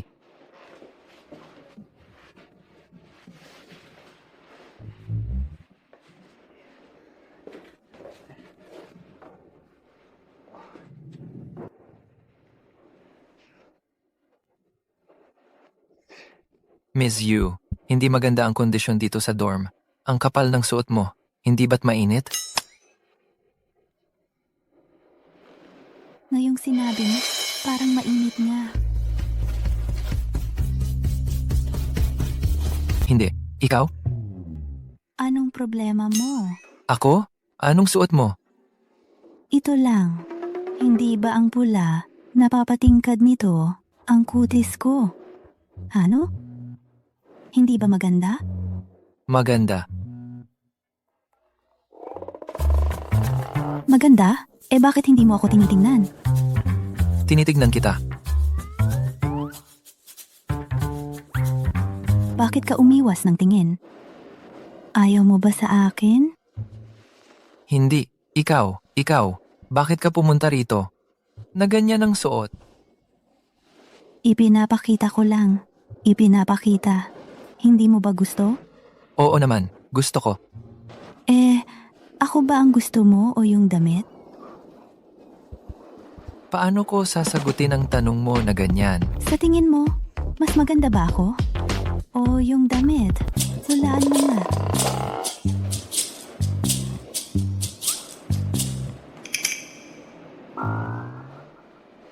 Ito, hindi kaya isinusuot sa tao, di ba?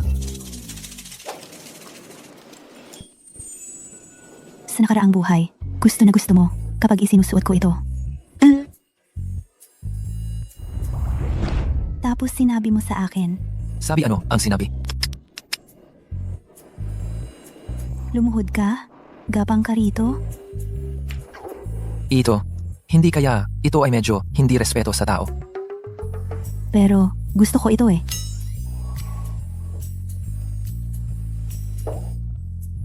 Halika subukan mong isuot sa akin. Jing, nandyan ka ba sa loob? Oo, nandito ako. Ano ang nangyari? Kanina, may babaeng naghahanap sa'yo. Nag-aalala ako sa'yo. Nakita mo ba siya? Ano ang ikinababahala dito? Hindi naman siya halimaw na kumakain ng tao. Jing, hindi mo alam. Sa bag ng babaeng iyon, nakita ko ang kolyar at posas. Masyadong mapanganib. Pinaghihinalaan ko. Gusto niyang kunin ang bato mo. May tao. Wala. Nagkakamali ka lang ng naririnig. Walang tao. Jing, anong nangyari sa'yo? Papasok na ako. Sandali lang. Huwag kang pumasok. Kumain ka na agad. Mababawasan ang sahod mo kapag nahuli ka. Tandaan mong i-sign in ako. May problema ba? Tumawag ka sa akin? Siya. Alam ko na. Bakit kakaiba si Jing ngayon? Parang may kakaiba sa kanya.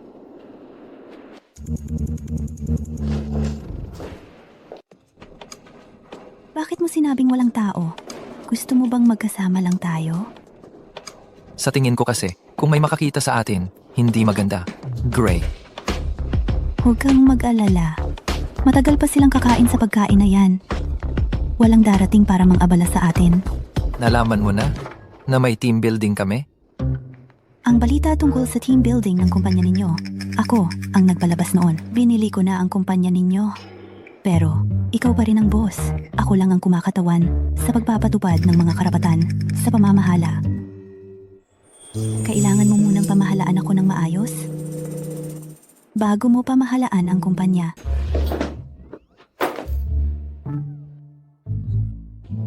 Ano to? Ibalik mo sa akin ang sulat. Ang sulat? Para sa'yo ba? Napaka-importante nito. Kung totoong ang galing ka sa nakaraang buhay at kilala mo talaga ako, dapat alam mo kung ano ang nakasulat doon. Si Xiao Yuer, diba? Oh. 6 na taong gulang ka pa lang nang maghiwalay kayo. Mahigit 10 taon na kayong hindi nagkita. Dahil lang sa isang biro noong bata pa kayo. Maghihintay ka lang para pakasalan siya?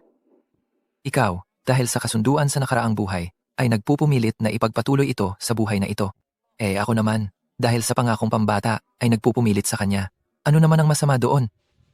Tama nga, magkapareho talaga tayo. Kaya, mas gusto kita. Hindi mo ba naisip? Nakaka-thrill ang agawin ng ibang tao? Ginoo, malala ang 3 kasalanan mo Kung hindi malala, paano ako magiging Budista? Tayong dalawa, sabay tayong magkasala. Pengji, akala ko ba kakain ka?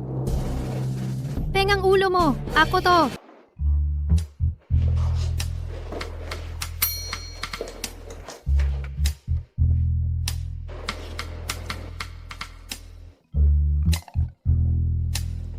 Umuwi ka muna. May sasabihin pa ako kay Shujing. Kaming dalawa lang. Gusto mo bang malaman kung paano ka naging isang bilyonaryong CEO sa nakaraang buhay mo? 7 taon lang para mula sa isang delivery rider ay maging isang bilyonaryong CEO? Parang hindi ka panipaniwala, hindi ba? Sumama ka sa akin. Sa nakaraang buhay mo, ang landas ng buhay mo ay dito mismo nagbago. Nan-Fosi. Dahil sobra kang nagtiwala sa tatay mo, kaya noong nakaraang buhay, pagdating mo rito, ang pinili mo ay nilagdaan mo ang legal representative agreement. Ang kailangan mo, dinala ko na. Sa telepono, malinaw na naipaliwanag ko na sa'yo. Gusto kitang kunin sa Shu Group para magmana. Pa, pinagkakatiwalaan mo na rin ako sa wakas.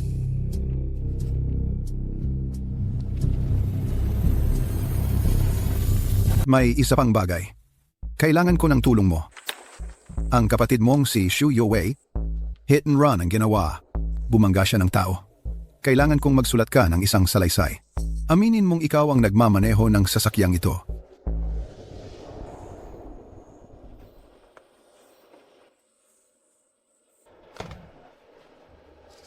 Ito. Pag-isipan ko muna ito sa bahay. Pirmahan mo na, Shujing. Hindi ba't ito na lang ang hinihintay mong pagkakataon? Ibinigay na sa'yo ng tatay mo ang kumpanya. Ayaw mo rin namang mahirapan siya, di ba? Kuya, nakikiusap ako sa'yo. Pirmahan mo na lang. Kuya?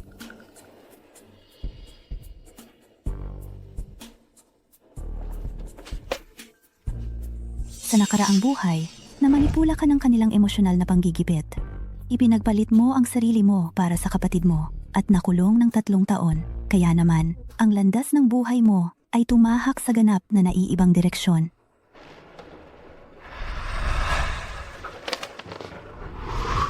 Ako ang pumalit kay Shu Yuwei at nakulong ng 3 taon. Paano ako naging ganoon katanga? Kung naiisip mo iyan, maiisip din nila iyan. Kaya, sumama ka sa akin.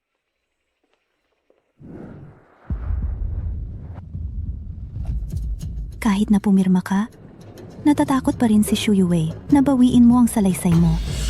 Kaya, gumawa siya ng isang nakakagulat na desisyon. Nagpahanap siya ng taong gagamit ng sasakyang nakabangga para itumba ka. Kaya, hindi mo na mababawi ang salaysay mo. Nawalan ka pa ng isang binti dahil dito? At napilitang makulong ng 3 taon.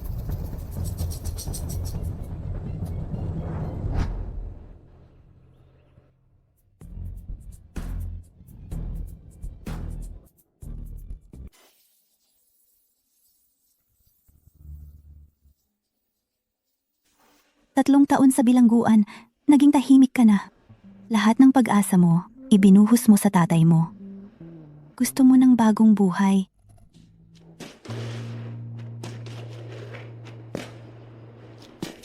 Pero nung araw ng paglaya mo, ang tatay mo, kahit na walang sino mang pinadala para sunduin ka.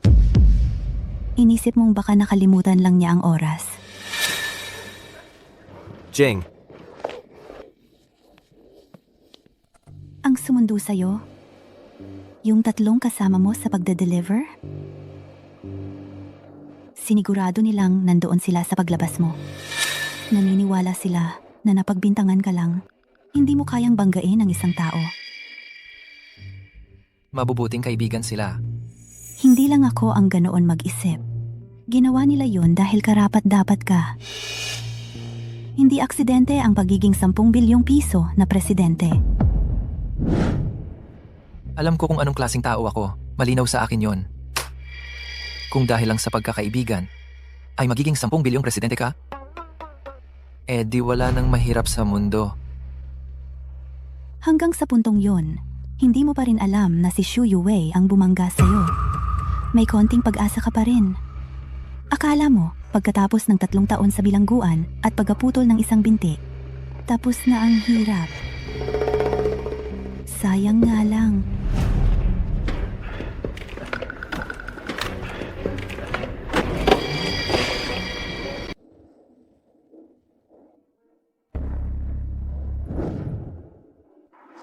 Masayang masaya ka at dinala ang 3 kaibigan mo pa uwi. Akala mo, makukuha mo na ang kumpanya para magsimula ng sarili mong negosyo. Pero, Dahil sa'yo, napahiya ang iyong ama. Gusto mo pang pamahalaan ang kumpanya? Ikaw na isang taga-deliver lang at nakulong ng 3 taon. Anong karapatan mo? Siya. Ako ang pumalit sa kanya sa kulungan. At pumayag na ang tatay ko na makipagkita ako sa kanya. Makipagkita ako sa tatay ko. Kuya Jing, anong ibig mong sabihin na pumalit ka sa akin? Ikaw ang nakabangga ng tao. Hindi ka makikita ng tatay. Umalis na kayo. Ano nung pinagsasabi mo? Ikaw ang nagturo kay Kuya Jing. Huwag niyo kaming aabusuhin. Baka bugbugin kita. Naku, natatakot ako. Xu Jing, nagdala ka pa ng mga kasama para manakot sa akin. Maghintay ka.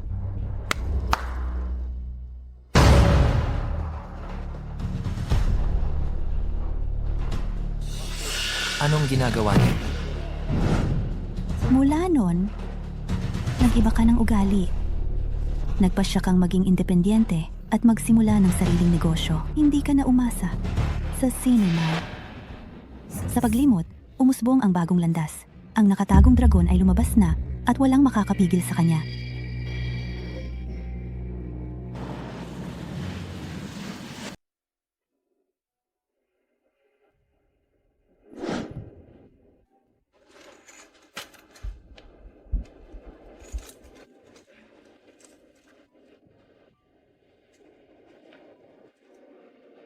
Boss, isang bote ng alak. Sa unang taon, nagpasya kang kunin ang ilan sa mga imbensyon at pananaliksik noon at ipagawa sa isang pabrika. Pagkatapos, ipinagbili mo. Pero kulang ka sa unang puhunan para simulan. Ang 3 mong kapatid ay walang pag-aatubili. Ibinigay sa iyo ang lahat ng ipon nila sa loob ng 3 taon sa pagde-deliver. Kaya nga, nabuo ang iyong unang kumpanya, ang Jingsheng Commodity Wholesale Company.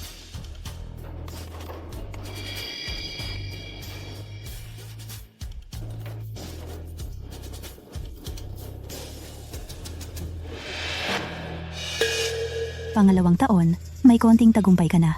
Isinama mo ang mga kapatid sa landas ng komportableng buhay.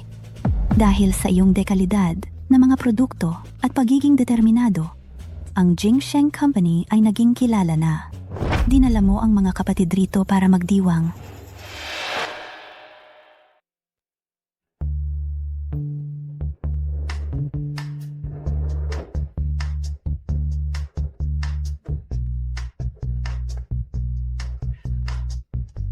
Boss. Ang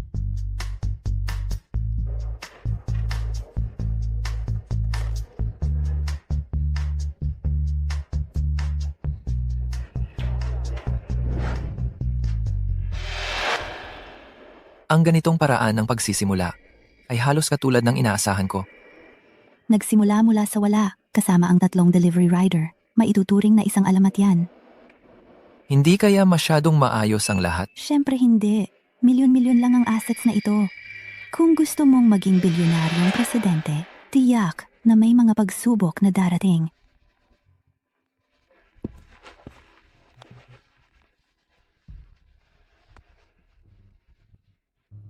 Sabihin mo sa kanyang maghintay, babalik na ako kaagad. May ginagawa ka ba? Hindi naman importante. Ang sarap lang na nakaupo dito sa kotse at ikinuwento sa iyo ang nangyari sa nakaraang buhay ko. Ang pakiramdam ay ang galing nga eh.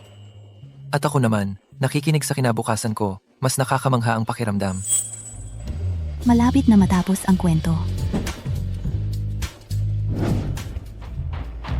Pangatlong taon, dahil masyadong mabilis ang paglago ng kumpanya mo, naging target ka ng inggit ng mga lokal na grupo sa Jiangzhou. Grabe, ang pang-iisol sa'yo. Nasiraan ka ng loob. Ang wholesale ng mga maliit na produkto ay napilitang magbago. Lumipat ka sa tech industry at doon ka nagtagumpay. Lahat ng mga imbensyon mo ay ipinapatent mo, sumikat sa buong bansa. 3 taon akong nakulong, tapos 3 taon pa para magnegosyo. 6 na taon lahat. Base sa sinabi mo, pagdating ng ika-7 taon, CEO na ako ng bilyon-bilyong kumpanya. So, susunod na yung huling taon? Tama. Hindi ba't sinabi mo sa nakaraang buhay, asawa mo ako? Bakit sa mga panahong yun, hindi ka nagpakita? Dahil ang pagkikita natin ay sa napakahalagang ika-4 na taon.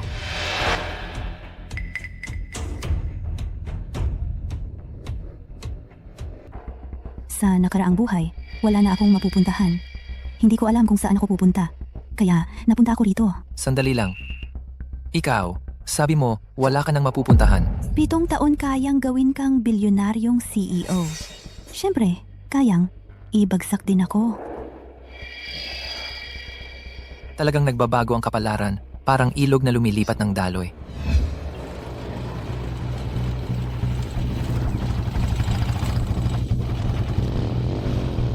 Hoy, chicks.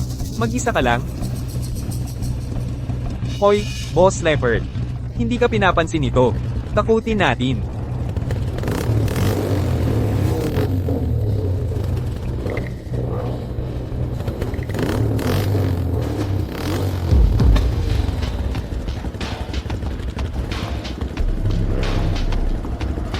Ayos ka lang ba?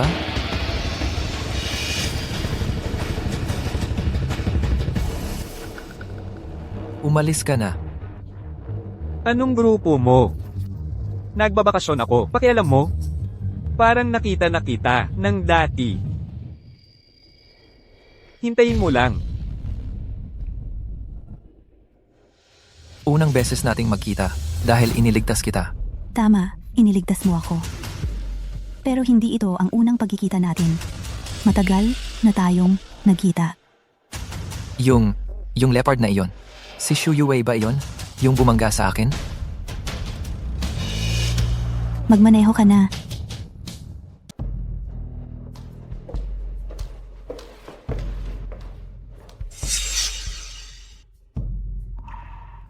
Ano tong lugar na to?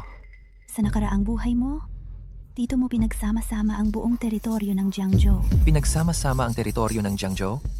7 taon na ang nakalipas nang umasa ka sa mga imbensyong pang-agham at nakakuha ng napakalaking kumpol ng pondo. Winasak mo ang 5 malalaking pamilya sa Jiangzhou at dito ka nagdaos ng isang pagpupulong. Sa pagpupulong na iyon, winakasan mo ang huling puwersang kalaban mo. Inalis mo sila. Sabi ng mga tao sa labas, mabagsik at walang awa ka, mabangis at walang puso. Mula noon, binigyan ka ng palayaw ng mga tao. Buddha Jing. Nitong mga nakaraang araw, sino ba yung patuloy na nanggugulo kay Yu Zhaoqing? Pasensya na, Buddha. Ako yung walang mata. Hindi dapat ginulo ang tao mo. Ipikit mo ang mga mata mo. Buddha, hindi tama yung pagtrato mo sa tao ko, di ba? Wu Qiangkun, 7 taon na ang nakalipas. Tinanggap mo ang pramula kay Shu Yue at sinubukan mong patayin ako. Patayin ka. Hiniling sa iyo ni Shu Yue na maghanap ng tao para banggain ako ng sasakyan. Ang binti kong ito, ganito nasira. Wala akong pakialam kung kayo ang pinuno sa Jiangzhou, ang panglima. O ang bunso. Mula ngayon, kapag narinig ninyo ang pangalang Yu Zhaoqing, ibaba ninyo ang ulo ninyo at maging mapagpakumbaba. Mula ngayon, kapag narinig mo ang pangalang Shu Jing, ibaba mo ang ulo mo at maging mapagpakumbaba. Ito ang buhay mo sa nakaraang buhay. Naging si Buddha Jing ang buong kwento. Ang ganda ng kwento. Kung ang lahat ay sumunod sa takbo ng mga pangyayari, bakit ka bumalik para tulungan ako? Dahil?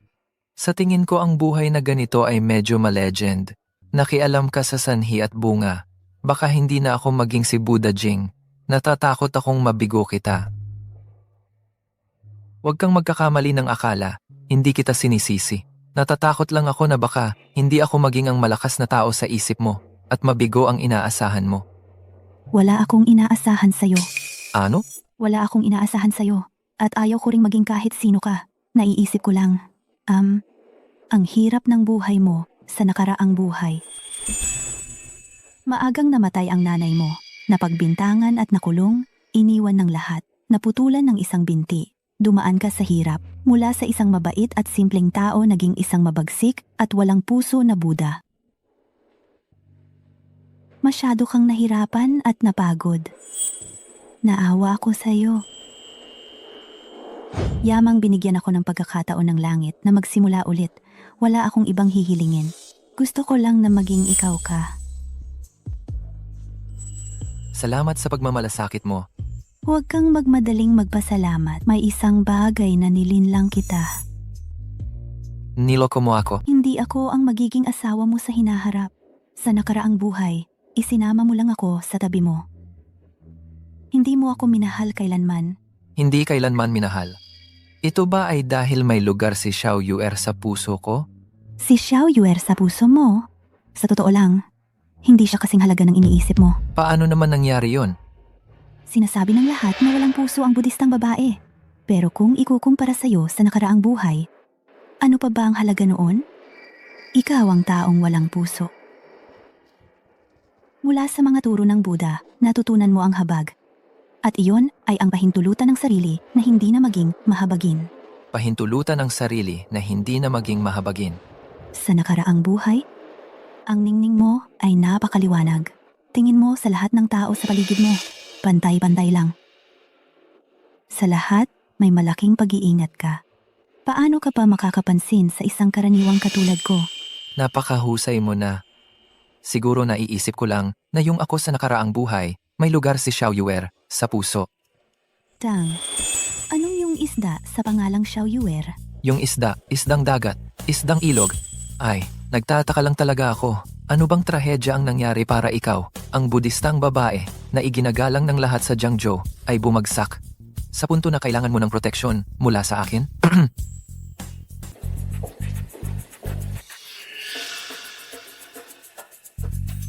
Ha? Ang ginawa mo sa Jiangzhou ay kalokohan.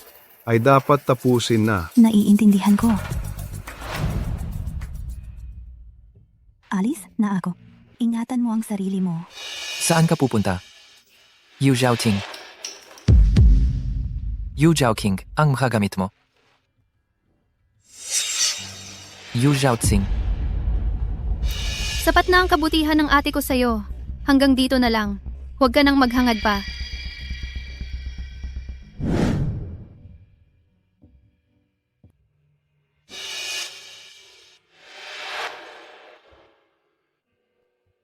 Xiao Yuer, ang pangalan mo ang hirap isulat. Bobo!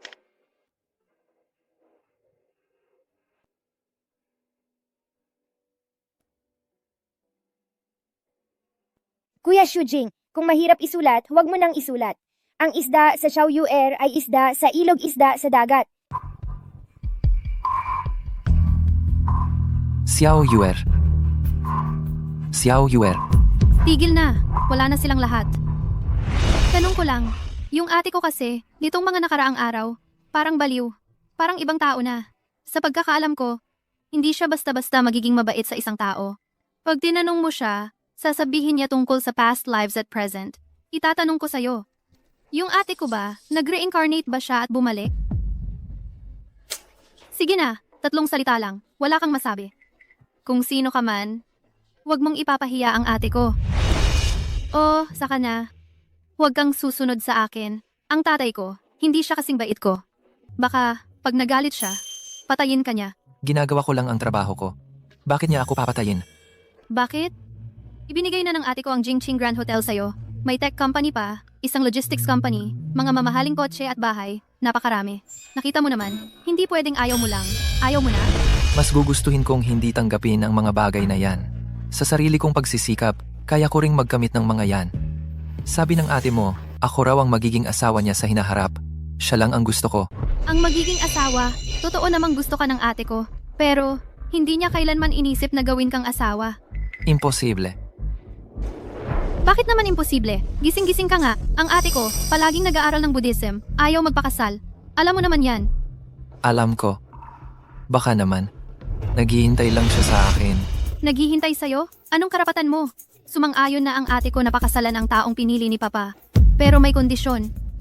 Lahat ng gagawin niya sa'yo hindi dapat pakialaman ng pamilya. Kasalanan mo kung bakit hindi ka sumama sa ate ko sa water bedroom. Kung hindi, kung nabuntis mo siya agad baka sakaling maangat ka pa dahil sa bata. Baka payagan ka pa ni Papa na maging live-in son-in-law. Sige na, sige. Tigil na. Ingatan mo na lang ang sarili mo. Yu Zhaoqing. Ha? Ibabalik ko sa'yo lahat ng mga bagay. Huwag kang umalis. Pwede ba? Oy, Hindi pwede.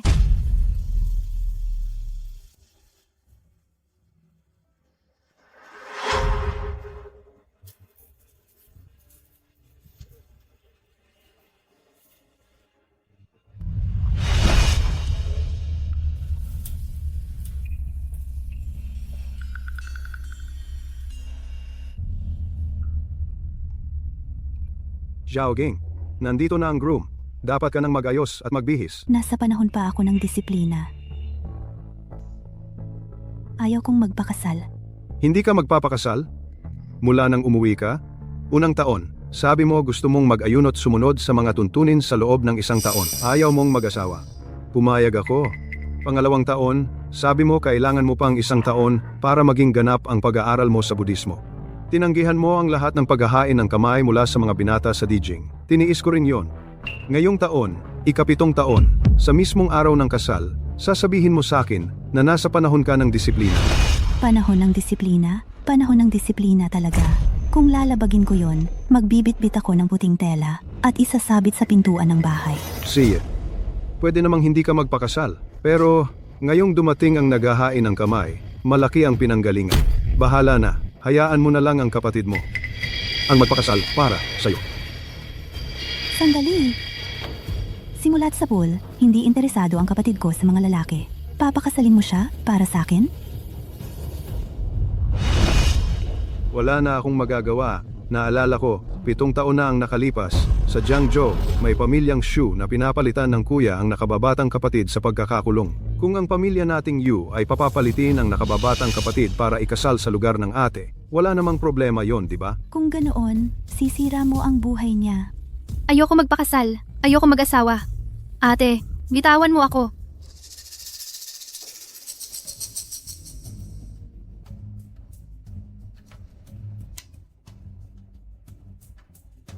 Pabalikin na lang si Moxue.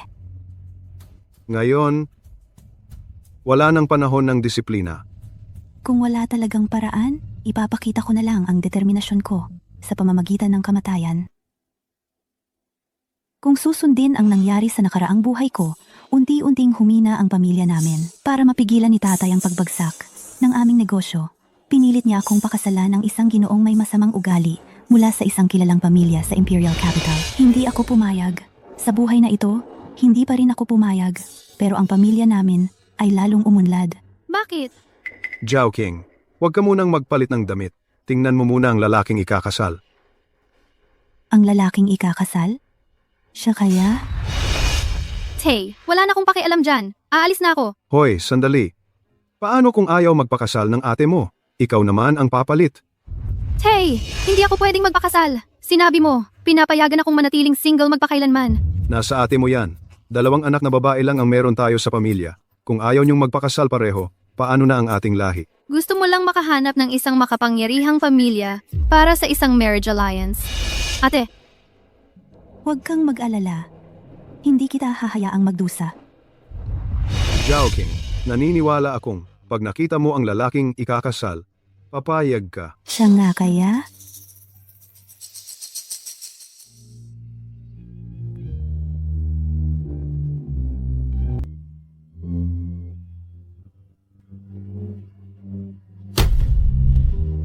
Tatay, siya ang lalaking ikakasal.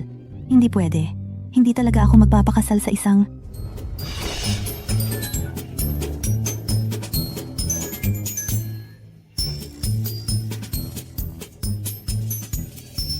Ito. Anak, ang 8 lalaking ito ay pinili kong mabuti para sa iyo na mapapangasawa. Lahat sila ay gusto kang pakasalan. Tay, nagloloko ka. Sa kondisyon ni ate, dapat mga 18 man lang ang simula.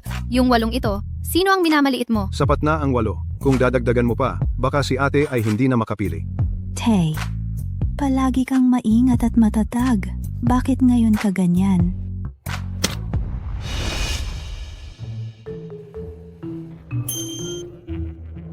Xiaoging, ang lalaking ikakasal, pipili ka ba o hindi? May oras ka pang magbago ng isip. Hoy, Xiaoking, hindi ko pa nasasabi ang mga patakaran eh. Nagmamadali ka na agad. Sige, hindi ako nagmamadali. Tatay, magsalita ka. Una, ito. Hindi ka pwedeng makipag-usap sa kanila. Hindi ka pwedeng humawak. Ang pagmamasid, dapat nasa 2 metro ang layo. Madali lang yan ah. Pangalawa naman, 3 pagkakataon lang ang meron ka. Kung maubos mo ang pangatlo at wala ka pa ring napili na mapapangasawa, wala ka ng pagkakataon. Pagkatapos, si tatay na ang pipili para sa'yo. 3 pagkakataon. Sobra-sobra na ang 3 pagkakataon. 8 tao lang naman ang kabuuan. Malapit ka nang makakuha ng kalahati. Naniniwala ako na mapipili mo ang taong gusto mo. Ang dami naman ng 3 pagkakataon. 1 pagkakataon lang. Sapat na. Jingching Grand Hotel. Water bedroom, black card. Ang nangyari 7 taon na ang nakalilipas. Naalala mo pa ba? Pero, hindi kita pipiliin dahil panakipbutas ka lang. Ang kamay niya, hindi ganoon kaitim. Ang galing mo, Miss Yu. Xiao, Jug. 7 taon na ang lumipas ngayon. Ang kamay niya, mas maitim pa kaysa sa akin. Hahaha. Mukhang tama ang hula mo ah. Pero Chowching, hindi mo na kailangang magdaldalan ng paanalisis. Pagkatapos tanggalin ang maskara, wala ka ng 1 pagkakataon. Mayroon ka pang 2 pagkakataon. Diretso ka na lang pumili ng taong gusto mo. Sige, pipili na ako.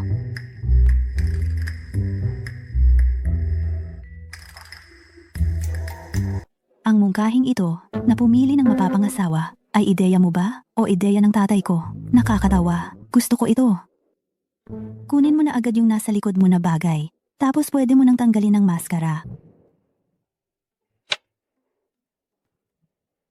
Puhaw, ikaw? Binibining Yu. Hindi naman siya pilay. Hindi ko rin maintindihan kung bakit ako ang pinili mo. Ay, mali ang naalala ko.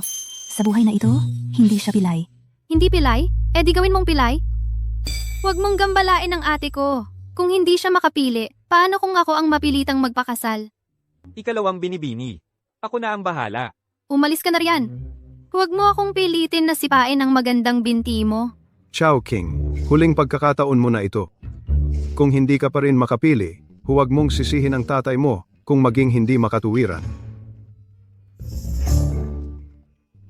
Sa totoo lang, parang hindi naman ganoon katapat ang pagmamahal mo. 7 taon lang kayong hindi nagkita, halos nakalimutan mo na siya. Yung taong nasa ilalim ng maskarang iyan. Gaano kaya siya kasama ang loob? Kaya kong pumili.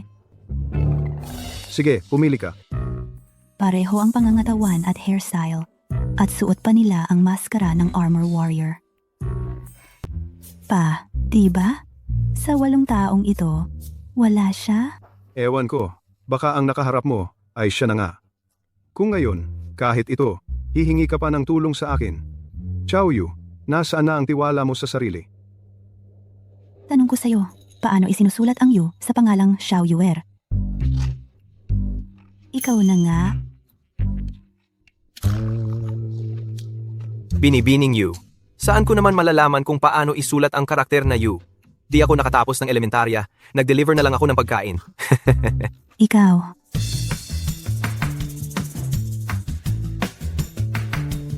Alam ko na.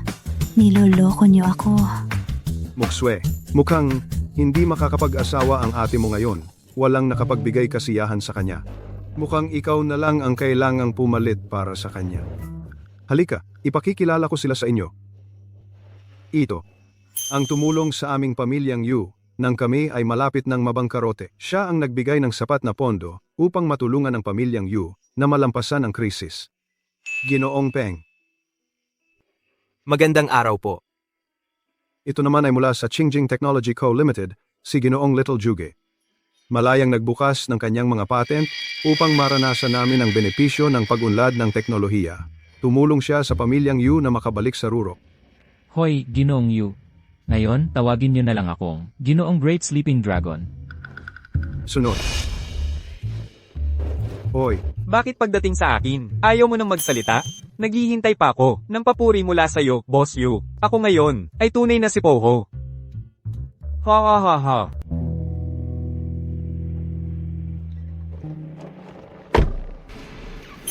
Magmaneho ka. Saan tayo pupunta? Huwag kang magtanong. Magmaneho ka lang. Miss, malala pa rin ang mga kasalanan ng kasakiman, galit, at kamangmangan mo. Mawawala ang lahat ng pinaghirapan mo sa dalawang buhay. Parang hindi maganda yan. Sino ka? Ako si Xu Jing. 30 anyos na ako. Pagkaraan ng isang araw, Ako ang magiging asawa mo. Ang palayaw mo ay Xiao Yuer. Tama ba ako? Sa madaling salita, ako ang magiging asawa mo sa hinaharap. 7 taon na ang nakalipas dahil sa isang aksidente. Tayo ay naghiwalay. At hindi ko inaasahan na ako'y magiging isang bilyonaryong CEO. Kahit hindi ko alam kung gaano kakataas sa hinaharap. Ngunit sa bandang huli, tayo ay magkakasama rin. Kaya, mangyaring pakiusap, magpakasal, at magkaanak tayo sa lalong madaling panahon. Ito ang aking water bedroom sa hotel. Sa ngayon, hindi pa ito ang paborito kong estilo. Baka pagkatapos nating subukan, magustuhan ko na. ayokong subukan yan sa'yo. Paano pwedeng mangyari yon? Ngayong araw, ang tatay mo ay maling nagbintang sa'yo. Hinikayat ka ng kapatid mong babae na maglaro ng isang close game at napilitan ka na pumayag. Isa pa, marunong akong magmaneho. Naghihintay ako sa labas. Alam mong ako ay magagalit at tatakbo palabas. Ayon sa Buddha, may koneksyon tayo sa nakaraang buhay. Kung pagkatapos ng isang quarter of an hour, hindi ka nagalit at tumakbo palabas, sa gayon ay ituturing ko na tapos na ang ating koneksyon sa buhay na ito.